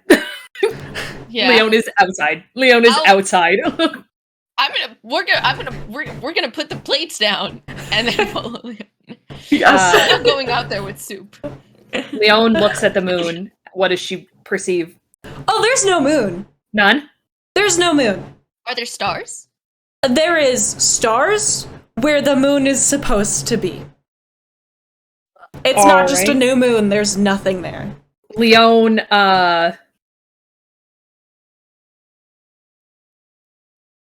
kind of freaking out. Does she feel anything? Can I roll to see if I feel anything? Can I roll to, like... Roll for it. Roll, What should I apply? Let's call Arcana? Religion. Religion? With advantage. Ooh, okay, go off. Let's call it a DC 14. Oh, I'll get that handily. I hope. You're gonna curse yourself. Fuck, don't. And then I asked Lily Delicious. 19. when the moon disappeared, basically. Well, I mean, I haven't really been outside at night recently. I mean, I guess in the last few days? Oh, good. Wait, so 3 days ago a war started. And also the halflings in the south have no crops. And there's no moon. What did we do 3 days ago? It's been, I don't know, a few days. I couldn't say it's 3 exactly, maybe 4? It was recent, I'm sure, because I picked a few flowers that only grow by moonlight only a week and a half ago. Leon looks at Gris and goes, yeah, that was Marius. that was the night we cured Marius. Also, Leon, you said that you got a 19? Yeah. There's no moon there! Okay. Sick. That was the night we cured Marius. So did you when you got that spell? Oh, maybe we should. It's Lily. And Leon looks at Ari and casts message and is like, are you comfortable with this? Or do you want her to not know these things for her own safety? I just answer her back and I'm like, at this point, I'm not going to be around. She should know as much as she can. Leon responds with, knowledge does come with a price and with more danger. I just want you to know that before we tell her any of this. And I don't want her to know everything, but... Well, I'm not going to keep it from her. But if you don't want to, you always make the decision you want to anyways. So No. This is not my decision to make. Then yes, I always think she should know. You can't and I can't tell if Leon is like cut it off, but I do think it at least and just go, you can't, yeah. Okay. But I just go, you can't protect yourself or anyone you love if you don't know what you need to protect them from. Leon like briskly nods, and then says, we cast a very powerful spell about 4 nights ago. That came from a mysterious source, for the record. Curing my fiancé of his lycanthropy that was killing him. I know, it's a lot. You can, and I turn to Lily and I go, you can see how that's a lot to fit into a very short letter. Yes, so you got a spell and you didn't know where it came from. Correct. And you cast it anyway? Did you know what the results would even be? better, Absolutely not. It came with a warning, by the way, Lily. Okay, so you got a spell. This is good. I love this. I love from having this somewhere that conversation. you don't know where it came from. Right. and it came with a warning, and you cast it anyway. Correct. To cure your fiancé of his lycanthropy, and now there's no moon. Yes. Now, correlation, causation, not 100% sure. Okay, well, I just want to put it out there that if there wasn't a moon, there wouldn't be lycanthropy to deal with. So maybe you got rid of the moon. Did I cure all of the werewolves? Does Marius know? Can Marius reach out? He surely knows. No, I some. don't think there's like a werewolf conclave. But he spent time with them whenever he was worshipping Salune, right? I will write him a letter. No, I won't. Yes, I will. Speaking of which, and she reaches into a sort of satchel on her side and pulls out a giant stack of letters and goes, I think we should go inside and read these. I have no answers as to how to put back the moon, but I do want these out of my inn. They're taking up a lot of space. That's fair. Again, I'm so sorry. It's okay. It's okay. And your butler is very polite. Oh, he's just so sweet, right? I love him. Yes, he's so kind. He brought a lot of scones. He complimented the inn. He practiced some sword fighting with Edwin. Just a very kind man. Oh, I'd love to see that. Bertram practiced the sword fighting? Bertram's a very talented individual. He really gets boxed in at the LaBelle Manor. He's not quite as talented as Ari, but he's quite good. Yeah, but if we, I turn to Lily and I just go, maybe not, but he can wave his hand and just, there's nothing I can do against the hand waves in general. Well, yes, he does appear to be a very powerful wizard, but he brought me books, and he said to send his goodwill to all of you and his love to Lady LaBelle, and yes, he brought delicious scones and some fresh flour and some very nice mead. He's so kind. It seems like it would be very hard for him to say a bad word about anyone. I wouldn't go that far. I look at Leon.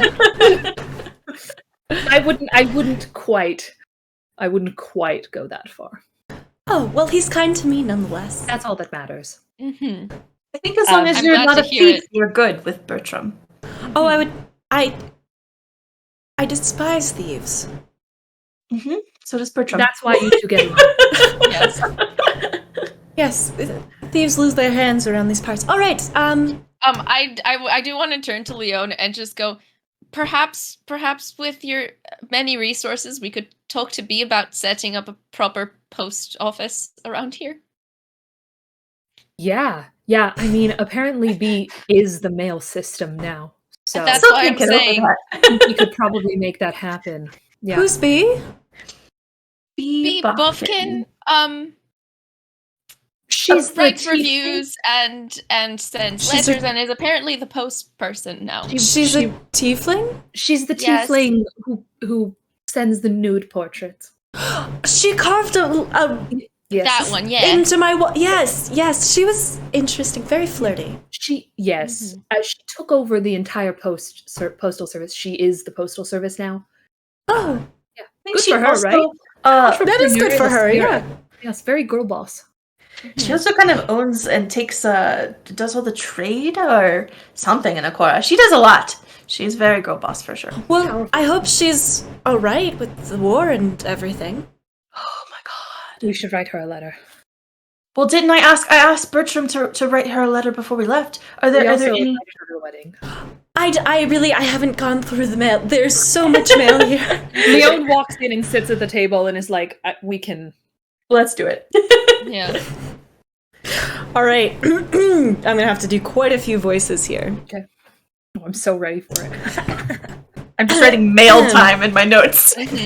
I do make a point to hand out coasters. Do not make water rings on my table. The coasters are very nice. They are made of some sort of cork, but they've been painted with little flowers. Oh, cute. A collab between Ari. We love an art Ari collab. and Lily. You all sit down around the table, begin to enjoy your soup. It is as delicious as always. It tastes like maybe she added a little extra cream this time, so it's extra hearty. There's some big flakes of sea salt in there. It's quite delicious. Leon, you begin to flip through the letters. The majority of them are from your mother. There's probably 18 from your mother, Good lord. 3 from Marius, Okay. and 1 from a bee bofkin. Leon opens the ones from Marius first.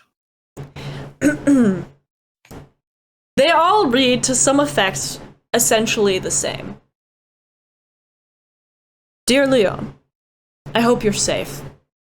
And I hope you're being careful, and I hope you're not doing anything too stupid. Though knowing you, whatever you're doing is well thought through, even if it's not the decision I would make.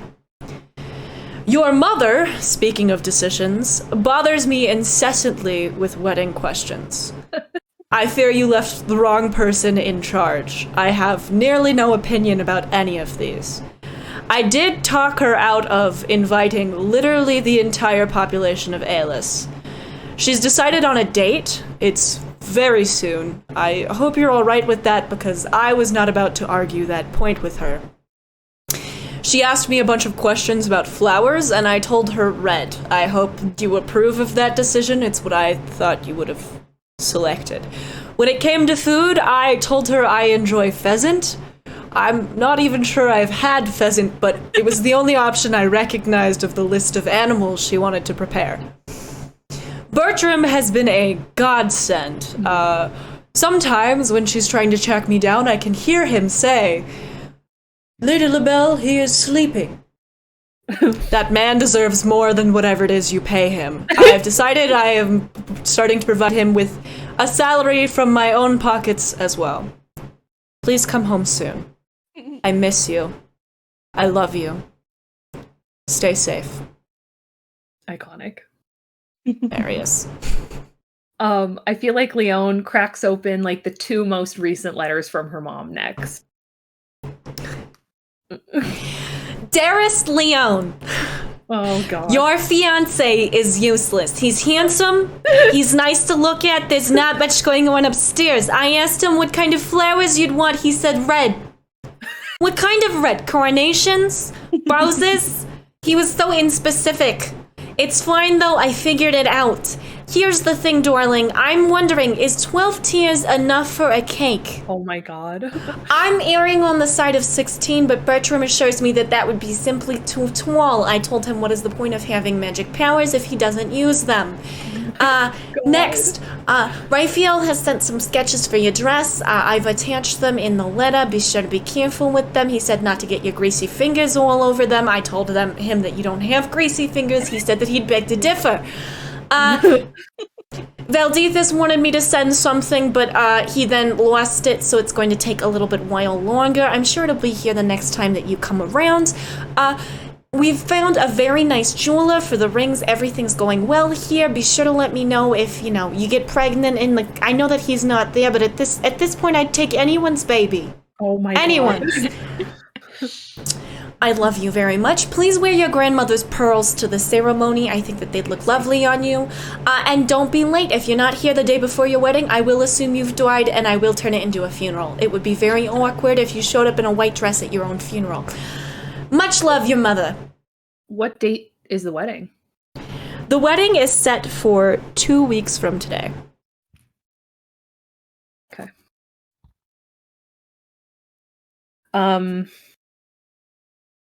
And then Leon opens the letter from B. And she's The just letter kind of from like B reading and like is- eating at the same time. Addressed to Ariadne and Gris. Oh, then Leon hands it over before opening it. Doesn't open it and is like, that's fine. And in fact, it does not say to Ariadne and Gris. It says, Oh no. Oh gosh. Oh no, who fucking no. addressed to Mix. Oh no. Ariadne, the handsome one, and Kalti, and Mama Gris. Yeah. Oh my god. Leon Cool. kind of- I'll take it, and I just go.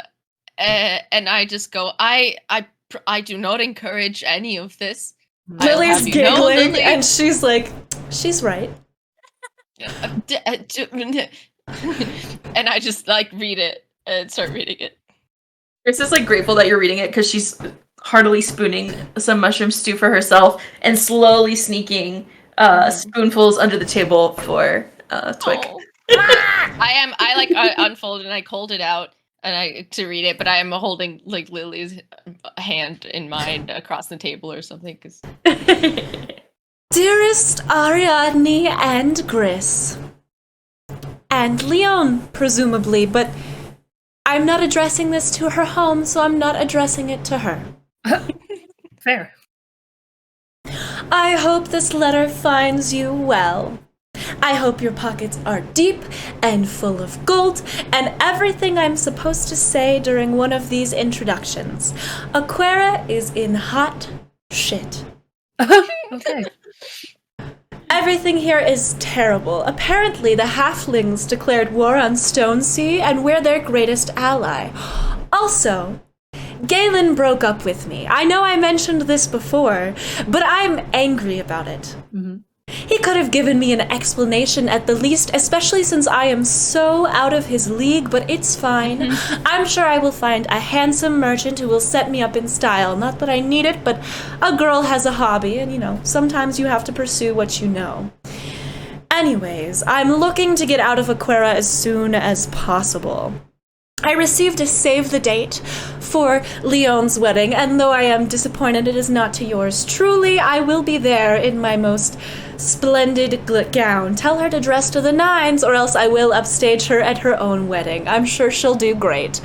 I have sent a package for her as well.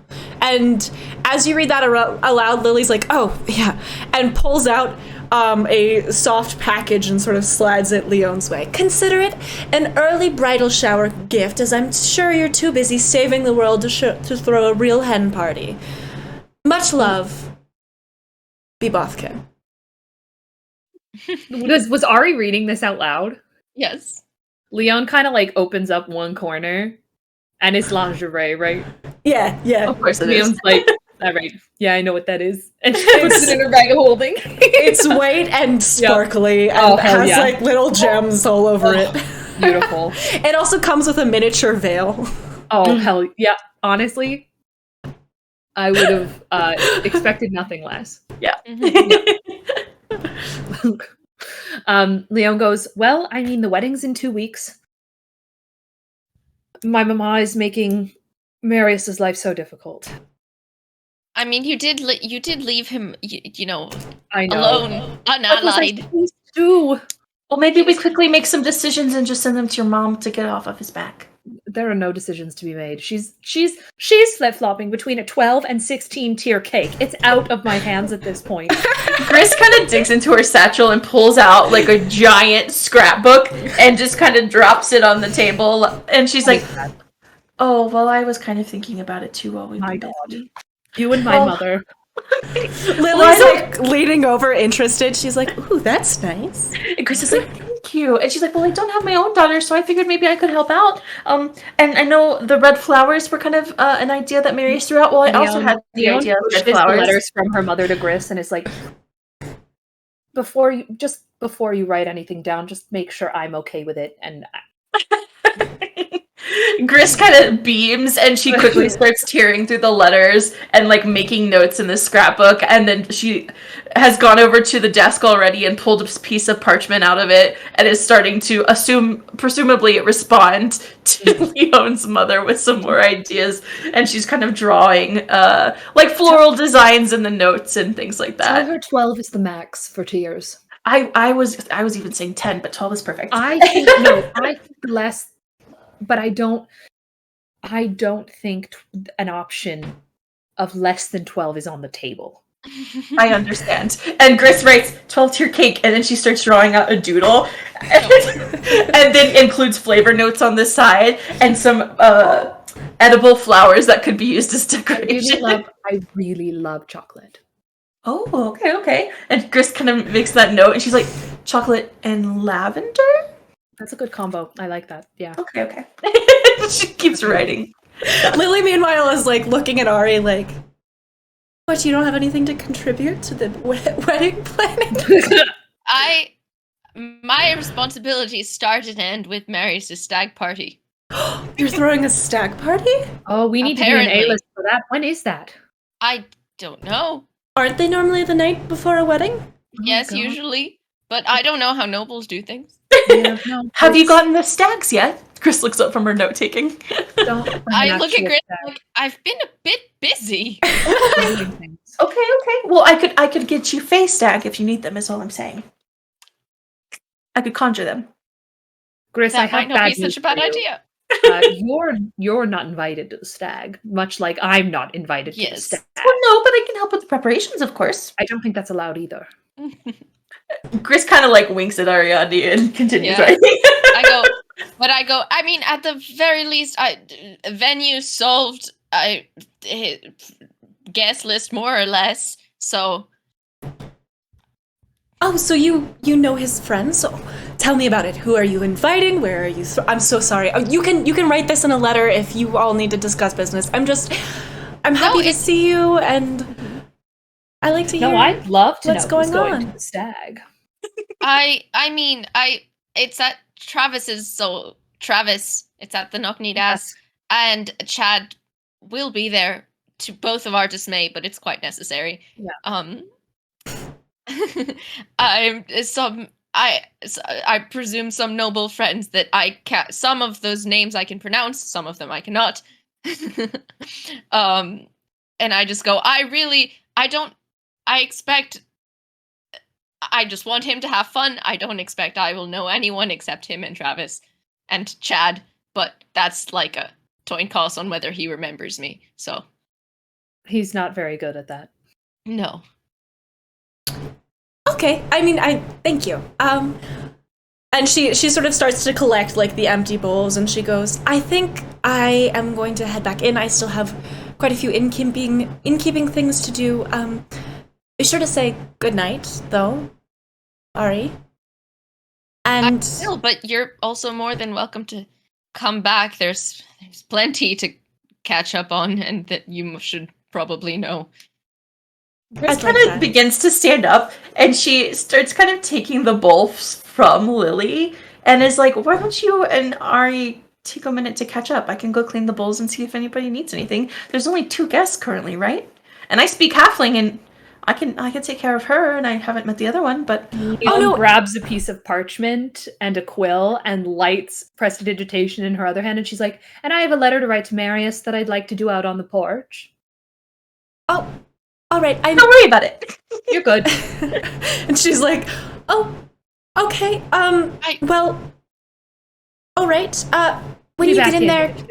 if you see Edwin, can you tell him that he needs to take his bath? Of course. I can even draw it for him if he's going to be spicy about it.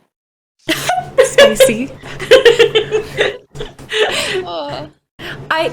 All right. Yes. Thank you, Miss Littlefoot. Of course, anything for you, my dear. And Gris kind of takes the stack of bowls and like shuffles out the door, kind of tutting to Twig as she does. Leon actually gets out the door, realizes how far is it from the house to the main house? 200 feet?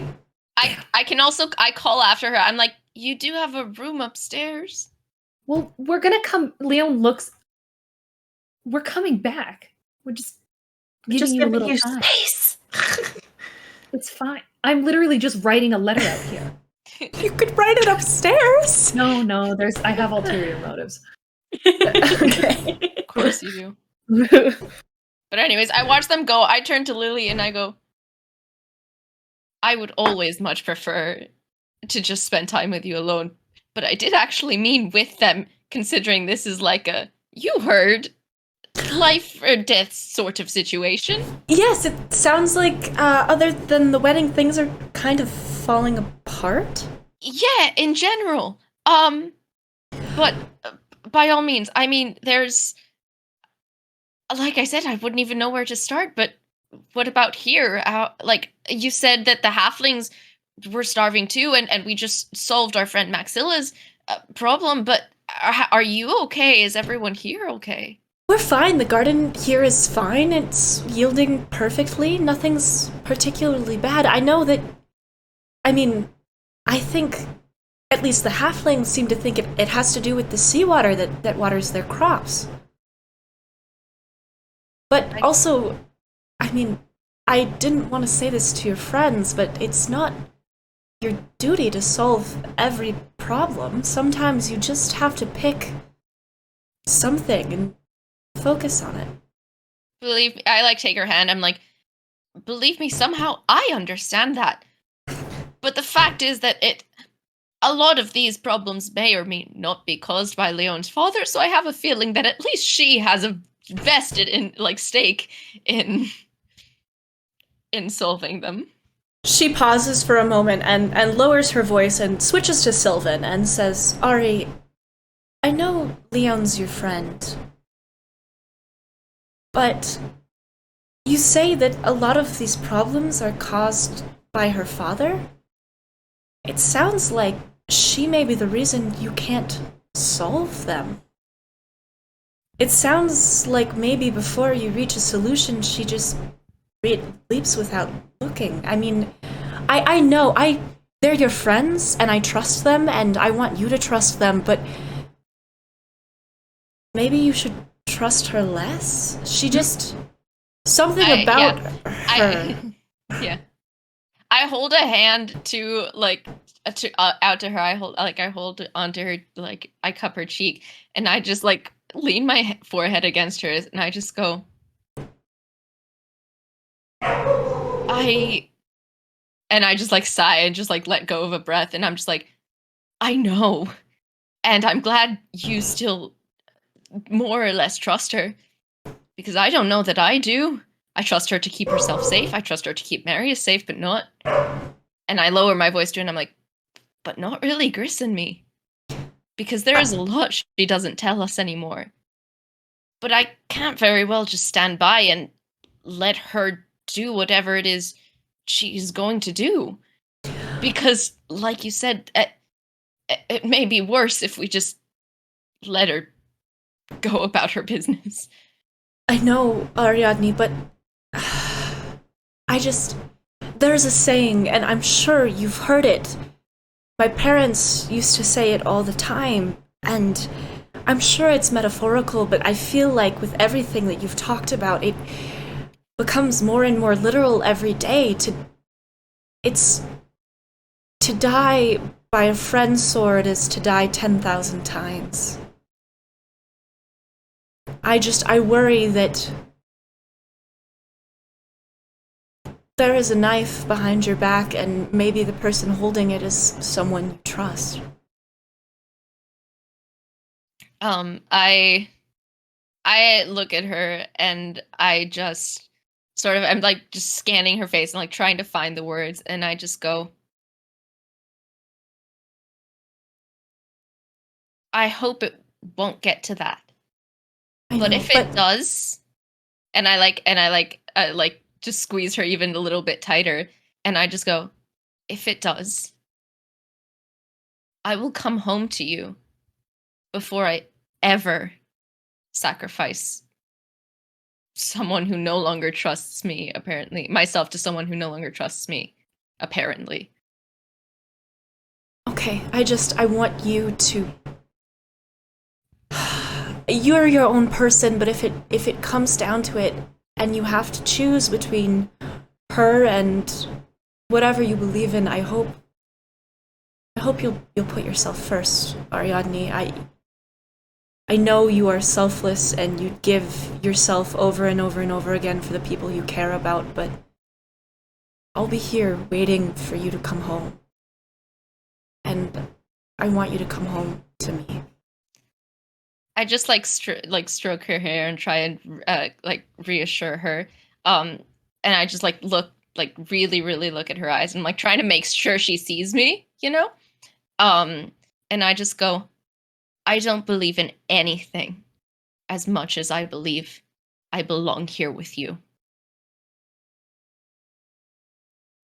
I believe that too, Ariadne. And that's a belief that will never waver. Thank you for listening. I wipe her tears away with my thumb. I know that's hard to hear about a friend, and like I said, as long as you trust them, I trust them. Mm-hmm. And I go, I sort of just like look around, look in the direction of the porch, basically knowing that Leon is out there. Even if we're talking in Sylvan, and I just go, I'm not sure that's the best idea. Well, I'll keep my guard up if you do. Absolutely. But I guess I do go sort of, at the very least, I'm a lot faster than she is. And I like try and make her laugh. And I'm like, and just because she has the bigger sword doesn't mean she knows how to use it. Well,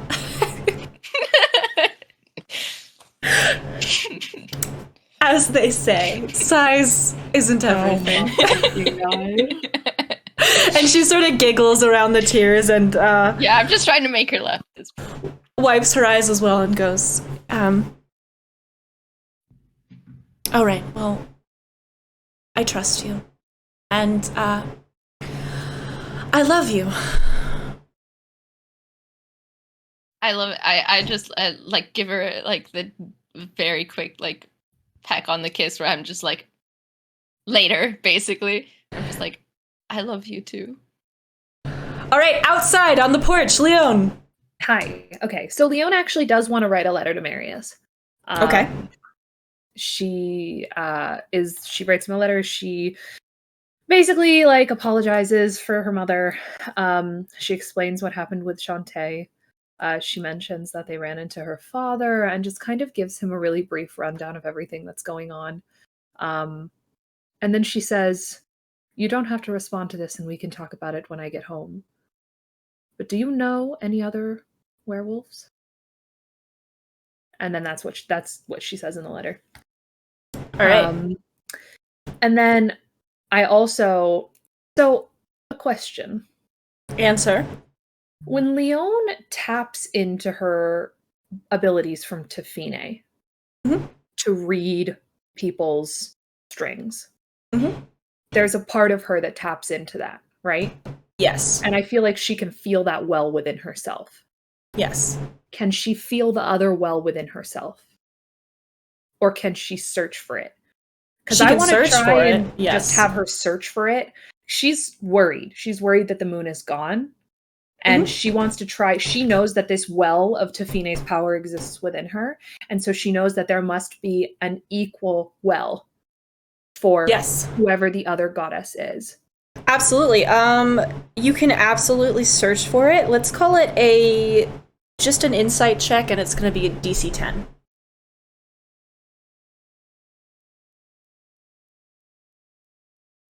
That, I would like to thank not only God, but also Jesus. That is a 16 plus 6, 22.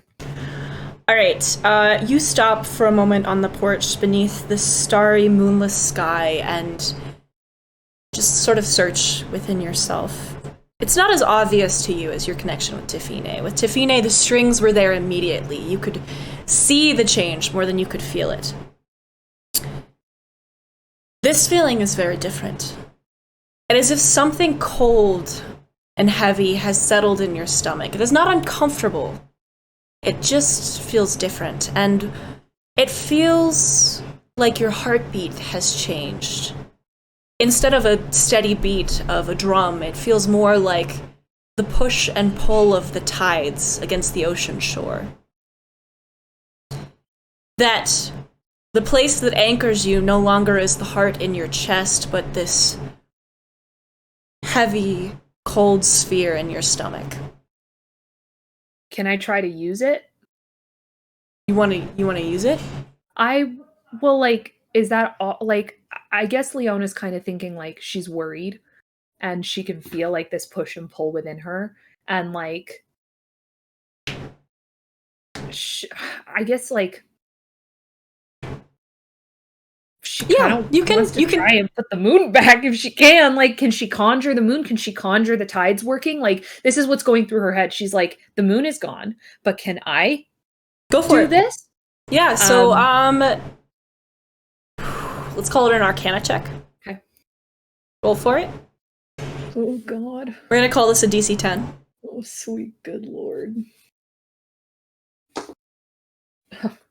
Okay, 18 plus Arcana, you said? Mm-hmm. 18 plus 7, 25.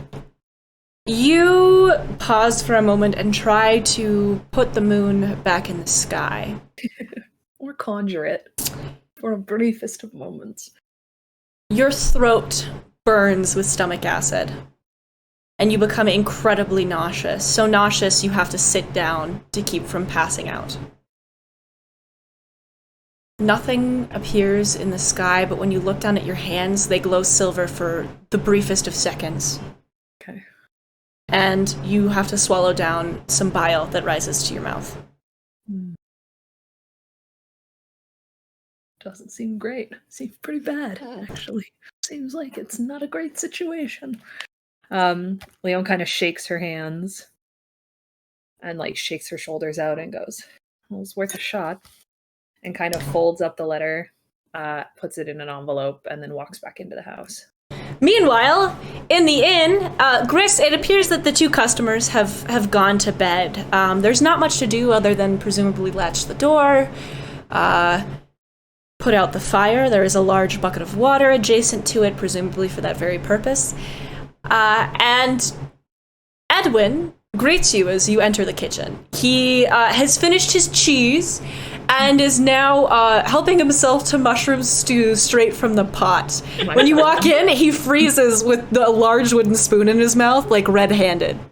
Gris raises an eyebrow at him, and she's like, maybe a bowl would be a good suggestion in this scenario? No, I think I'm going to Take a bath. finish it. A bath? Mm-hmm. Take a bath. And Gris Okay. kind of walks over, and she like kind of like stands on her tippy toes and like tries to pull his arm down and pluck the spoon from out of it. Can I have some soup in the bath? Oh my Yeah, god. if you put it in a bowl first, absolutely. And Okay. and Gris like quickly turns over to the sink to begin washing the dishes, and she's like, "You know where the bowls are?" And she kind of like looks over her shoulder at him, and like immediately is in mom mode. He like looks at you and there's a little spark of teenage rebellion in his eyes, and he pulls out a large mixing bowl and ladles just a ton of soup into it and takes back the spoon he was using and goes, "I'll be in the bathtub." What a little Just kind of nods enthusiastically, and she's like, "And then you'll put those dishes away when you're done." Did Lily put you up to this? She told me to tell you to take a bath, but she didn't tell me to scold you for eating out of the pot. I will wash my dishes when I'm done. Gris claps her hands together. She's like, "Wonderful, thank you very much. Have a wonderful bath and enjoy your soup. I would also eat that much if I could, because it is delicious." It is delicious, thank you. It's actually my third favorite thing that she makes. Oh, what are your first two? I need to know. Roast venison? Okay. Roast venison. Mhm. And she makes these, I mean, I'm sure it's elven bread. Oh. Our mother used to make it. Oh. Gris kind of, her like the corner of her mouth kind of tilts down in a frown, but then she begins to smile and she nods enthusiastically, and she's like, "Nothing beats a mom's cooking, huh?" It's true, nothing beats a mom's cooking. Oh my god. And she just kind of smiles at him and pats him on the forearm and says, "Enjoy your bath," and goes back to washing the dishes. As he leaves, Gris is gonna walk over to the pot and like pull herself up and finish out the soup directly from the container, and then wash that out. Only a few spoonfuls left, like he's clearly been going to town on this soup. And Grace is just kind of like smiling to herself and humming as she picks up the kitchen and cleans up. And then I imagine she'd go to wipe down the tables outside in the main part of the bar before locking up and extinguishing any unnecessary lights. So you douse the fire, you extinguish most of the lamps except for one, you lock the door, you notice that there's a deadbolt that looks newly installed, and several other locks. It looks like maybe someone with some skill installed some new locking mechanisms, presumably Ariadne. And it looks like you've really closed up shop for the night here. Chris kind of exhales for a second and then kind of just like looks over the whole like inn and then slowly kind of exits the door and walks kind of back to the house with kind of Twig following at her feet. And she just kind of stands there for a second and looks up at the moonless sky. And I would imagine like Gris has probably been hiding in a lot of emotion over this whole journey and trying to just like put on a brave face and be as helpful as she can while being frustrated by the whole experience. And so I imagine she kind of takes this moment to just like let a few tears drop and kind of, you know, look to Twig for a little bit of comfort before heading back in after wiping her eyes and presumably acting like everything's okay. All right, so you enter. Leon and Ari and Lily are all sort of in the living room area. Lily is sort of flipping aimlessly through the books. Ariadne is just sort of settled, enjoying a nice cup of tea, presumably with some kind of liquor in it, knowing them. And Leon is enjoying her own cup of tea, presumably without liquor in it, knowing her. Lily turns as you enter and goes... Yeah, exactly. Very politely turned it down. Lily turns as you enter and goes, "Oh, good, you're here. Would you like to see your rooms, all of you? I mean, Ariadne, you've seen yours, but the other two." I would love to. Yes. Gris kind of like wipes her hands off on her tunic and nods enthusiastically, and she's like, "I am quite tired, I have to admit." Can Leon tell Gris was crying? I think that Gris did a fairly decent job concealing it. Okay. She's sort of, at most, she looks tired. Okay. I just turn and like lean down to Lily and I whisper in here, "Maybe I need someone to remind me." Does Leon hear that? Lily turns I whispered it in her ear. Oh, okay. Bright red and makes like a little squeak, and she's like, "Okay, yes, I can do that. Yes, yes. All right. I just take her hand and I like chuckle at her blushing. Gris kind of clears her throat, noticing that something's happened, and she's like, "Your brother is taking a bath and enjoying some dinner, so you do have some free time, by the way." Did he take the soup to the bathtub? Yes, but I told him he could. It's better than him eating directly out of the pot, so... Oh, thank you. I've been trying to get him to stop doing that. All right, your rooms. She's still, like, very flustered. She's like, oh, gosh, okay.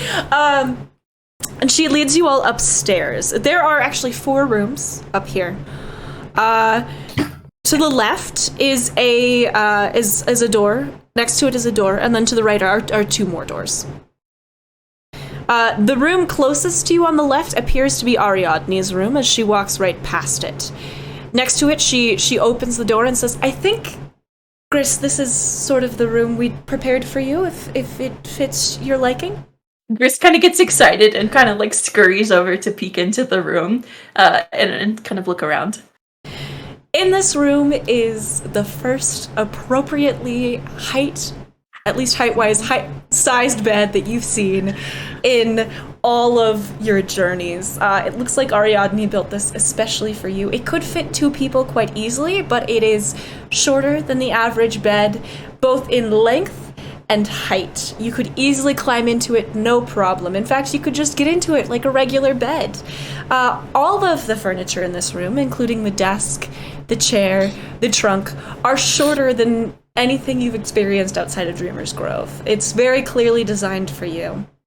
The quilt is hand-sewn with a pattern of leaves and forest creatures across it, and there is a feather pillow at the top of the mattress with a little green sort of pillowcase over it. Gris kind of lets out like a little gasp, noticing the size of all the furniture, and immediately turns and looks up at Ari and is like, "It's perfect. I can use everything. I don't have to climb. I don't have to jump. I don't have to ask you to lift me and place me down. It's wonderful." And then she kind of turns to Lily and she's like, the quilt is beautiful. Thank you. I based off the forest. It's absolutely reminds me of home. I'm so glad you love it. Thank you. She gets a little teary. She's like, I'm glad you noticed. I do love to sew. Well, I'm excited to see some more of your talents then. And Gris kind of shoos Twig into the room and places her satchel down by the door. And she's like, I kind of want to see Leon's too. As you say that, Twig hops up onto the bed and curls into a little ball, making himself comfortable. Gris smiles and slowly kind of shuts the door just a crack. I just I lean over to Lily and I go, I'm gonna have to build Twig a bed too, don't I? Does Gris hear this? Yes. Gris is like, oh no, he can sleep with me, it's fine. Maybe a perch though, the perch would be great. Surely we could attach the perch over the bed as well, maybe? Oh, can birds sleep standing up? Oh yeah. I don't know anything about birds, really, other than chickens, but they tend to sort of lie down when they sleep. Gris is like, well, you can make a perch and then maybe we put a little something there if Casey wants to. A hammock! And Ari's face just lights up with just I have had the most brilliant idea in the history of Greyland. Gris kind of nods and she's like, I would like to see Twig in a hammock actually. And she's like, let's talk in the morning. As you mentioned hammocks, Lily sort of looks a little balefully towards the furthest door on the right and walks past it, opening the closest door on the right, and sort of gestures in and says, "And this is your room, Lady LaBelle." Leon kind of steps in. What does it look like? There is a large, California king-sized bed with large posts and fabric hanging from the top. On it is another quilt, obviously hand-sewn, but this one is just decorated with red and gold, different shades of red and gold patches. Sewn into it are small circles, almost resembling jewelry that's been sort of embroidered across it. And at the head of the bed are 4 feather pillows, along with a beautiful chest, larger than the one Gris got, a desk, a chair, and a painting on the wall of some red flowers. Lily goes, I thought your expectations might be a little bit higher. No, I hope it's all right. Beautiful. And Leon looks between the two of them. It's gorgeous. Absolutely, you both did so wonderfully. You also didn't have to do this, so I really appreciate it. Ariadne taught Edwin how to wood turn for the posts, which is why they're a little uneven and slightly phallic, but Leo definitely noticed. But she's like, I didn't even notice. I just turned to Leon and I just go, I should certainly hope you noticed. It's not my handiwork. Leon casts message and is like, I want Lily to feel good.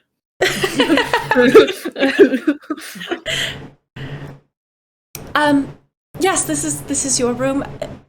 We did prepare another room, though it sounds like it won't be used. Well, let's admire your handiwork anyways. I'm sure you two worked hard on it. Of course, yes. And she brings you out into the hallway and into the 4th room. This room has a hammock hanging across sort of one corner of the room in place of a bed, though in it you can see a carefully folded quilt that appears to bear the image of fish and a single pillow. There's a desk and some parchment and a chair and a chest for clothes. Gris kind of walks over to the hammock and grabs a corner of the quilt, just kind of admiring it. And she's like, you really are incredibly talented. Thank you. Yes, my mother taught me when I was young, and I suppose it's just something that reminds me of her. I think Raphael would love you. Is Rayfield the dressmaker? Yes, he is. I think you two would really get along splendidly. Well, maybe you could help with the dress that you're gonna wear. I'd love to. Yes, please put me in contact with him. Oh, I will. Like I said, we don't get very many visitors. I'd be happy to have him here or Just have a visit lot of him. alcohol. Oh, we have plenty. Like I said, Bertram dropped off quite a bit of mead. That sounds like Bertram. Gris kind of squeezes her hands around the edge of the hammock Yeah. and gets a little, like, quiet. And she's like, I do hope he's okay. Even though I am upset that he left without saying anything. And absolutely pissed off that he dumped B, by the way. And she kind of turns around and, like, looks at Leon and then looks at Ariadne. And she's like, he still was. You may all have your gripes about me, but I think of all of us, he was the most self-sabotaging. But he made progress. At least a little. Clearly not. Well, I like to believe the best. And I saw, kind of a vulnerable side of him once. So I just am a little sad about it. Just because you see it once doesn't mean it actually exists. Doesn't mean it doesn't. Yeah. I woke up and I run my hand over the quilt and I just square my shoulders and I just say, well, all I think is that Lily's hard work shouldn't go to waste. Agreed. Do you think Marius might take this to Umberlee's He'd temple? love it. I'm sure there are plenty there who would appreciate it a lot more. 100%. Leon kind of takes it and puts it in her bag of holding, and it disappears. Of course. Okay, I'm going to assume the answer is magic, yes. Yeah. I mean, I'm quite tired. As am I. Chris kind of begins to walk down the hallway, a little bit kind of with pep in her step because she's so excited to be in an appropriately sized bed and to maybe cuddle Twig a little bit. And so she's like, Ari, of course, Lily, thank you so much for all this hard work. It's beautiful. But we'll chat more in the morning, okay? And she kind of waves a little bit obnoxiously and then walks into the room and shuts it and finds herself kind of settling into the bed. Leon looks at them and says, I really appreciate this. Like I said, you didn't really have to do I really appreciate it. Love it. You both did great. I'm exhausted. So, good night. Well, I hope you sleep well. With the money that you gave us, we were able to purchase feather mattresses, which... Oh, good. I'm so glad. Do you need... Did you do it for the guests, too? Because I can give you more if you need. We have 2 rooms with feather mattresses, and I charge them more for it. Good, as you should. Honestly. Thank you. Yes. And Leon heads into her room. Ari, Lily looks at you, and she's like, should I kiss you goodnight here? I can, if you... I mean, you could, but I'd certainly be very sad if you did. She blushes, and she's like, all right. And the 2 of you head to your room. You all sort of settle in for the night. The stars twinkle in the moonless sky as you all draw the curtains in your various rooms and lie down for the night. You all sleep quite well. Ari, elves don't sleep, but your meditation is incredibly restful. Gris, Ari, Leon. Ari, it is very rare for you to dream. Usually it requires that you take one of your sleeps, but as an elf, when you do sleep, it's 16 to 48 hours of rest, and you tend not to go for that. However, sometimes when you meditate, you do have sort of lucid dreams. We will begin with Gris. Gris, you dream of Dreamer's Grove. You are outside of your cottage. It is a beautiful, sunny day. Gris, you are holding a shovel, digging a hole. Gris sits behind you in a rocking chair, watching you, and you can see tears in his eyes. As you dig it, he looks at you and says, sincerely, Chickadee, when we found out couldn't have children, I imagined that meant we wouldn't be burying any of our own. Ari, you dream of fire, of Oh no. war, of blood on your hands that has to be your own. You dream of staring up at a sky, unable to move, of fire consuming you, of smoke consuming the sky above you, and you can hear Lily's voice say to you, "To die by a friend's sword is to die a 10,000 deaths." Leon, you dream of your wedding. You are in a beautiful white dress, admiring yourself in a mirror. Around your neck glitters a string of pearls. In your ears, your grandmother's earrings. You can see your grandmother in the reflection, and you turn to face her as she approaches. "Darling, those aren't my pearls. Let me help you with that." She reaches out towards your neck and rips the string of pearls with a hand too large to be hers, a golden ring glittering on each finger. You awaken in bed, sitting up straight.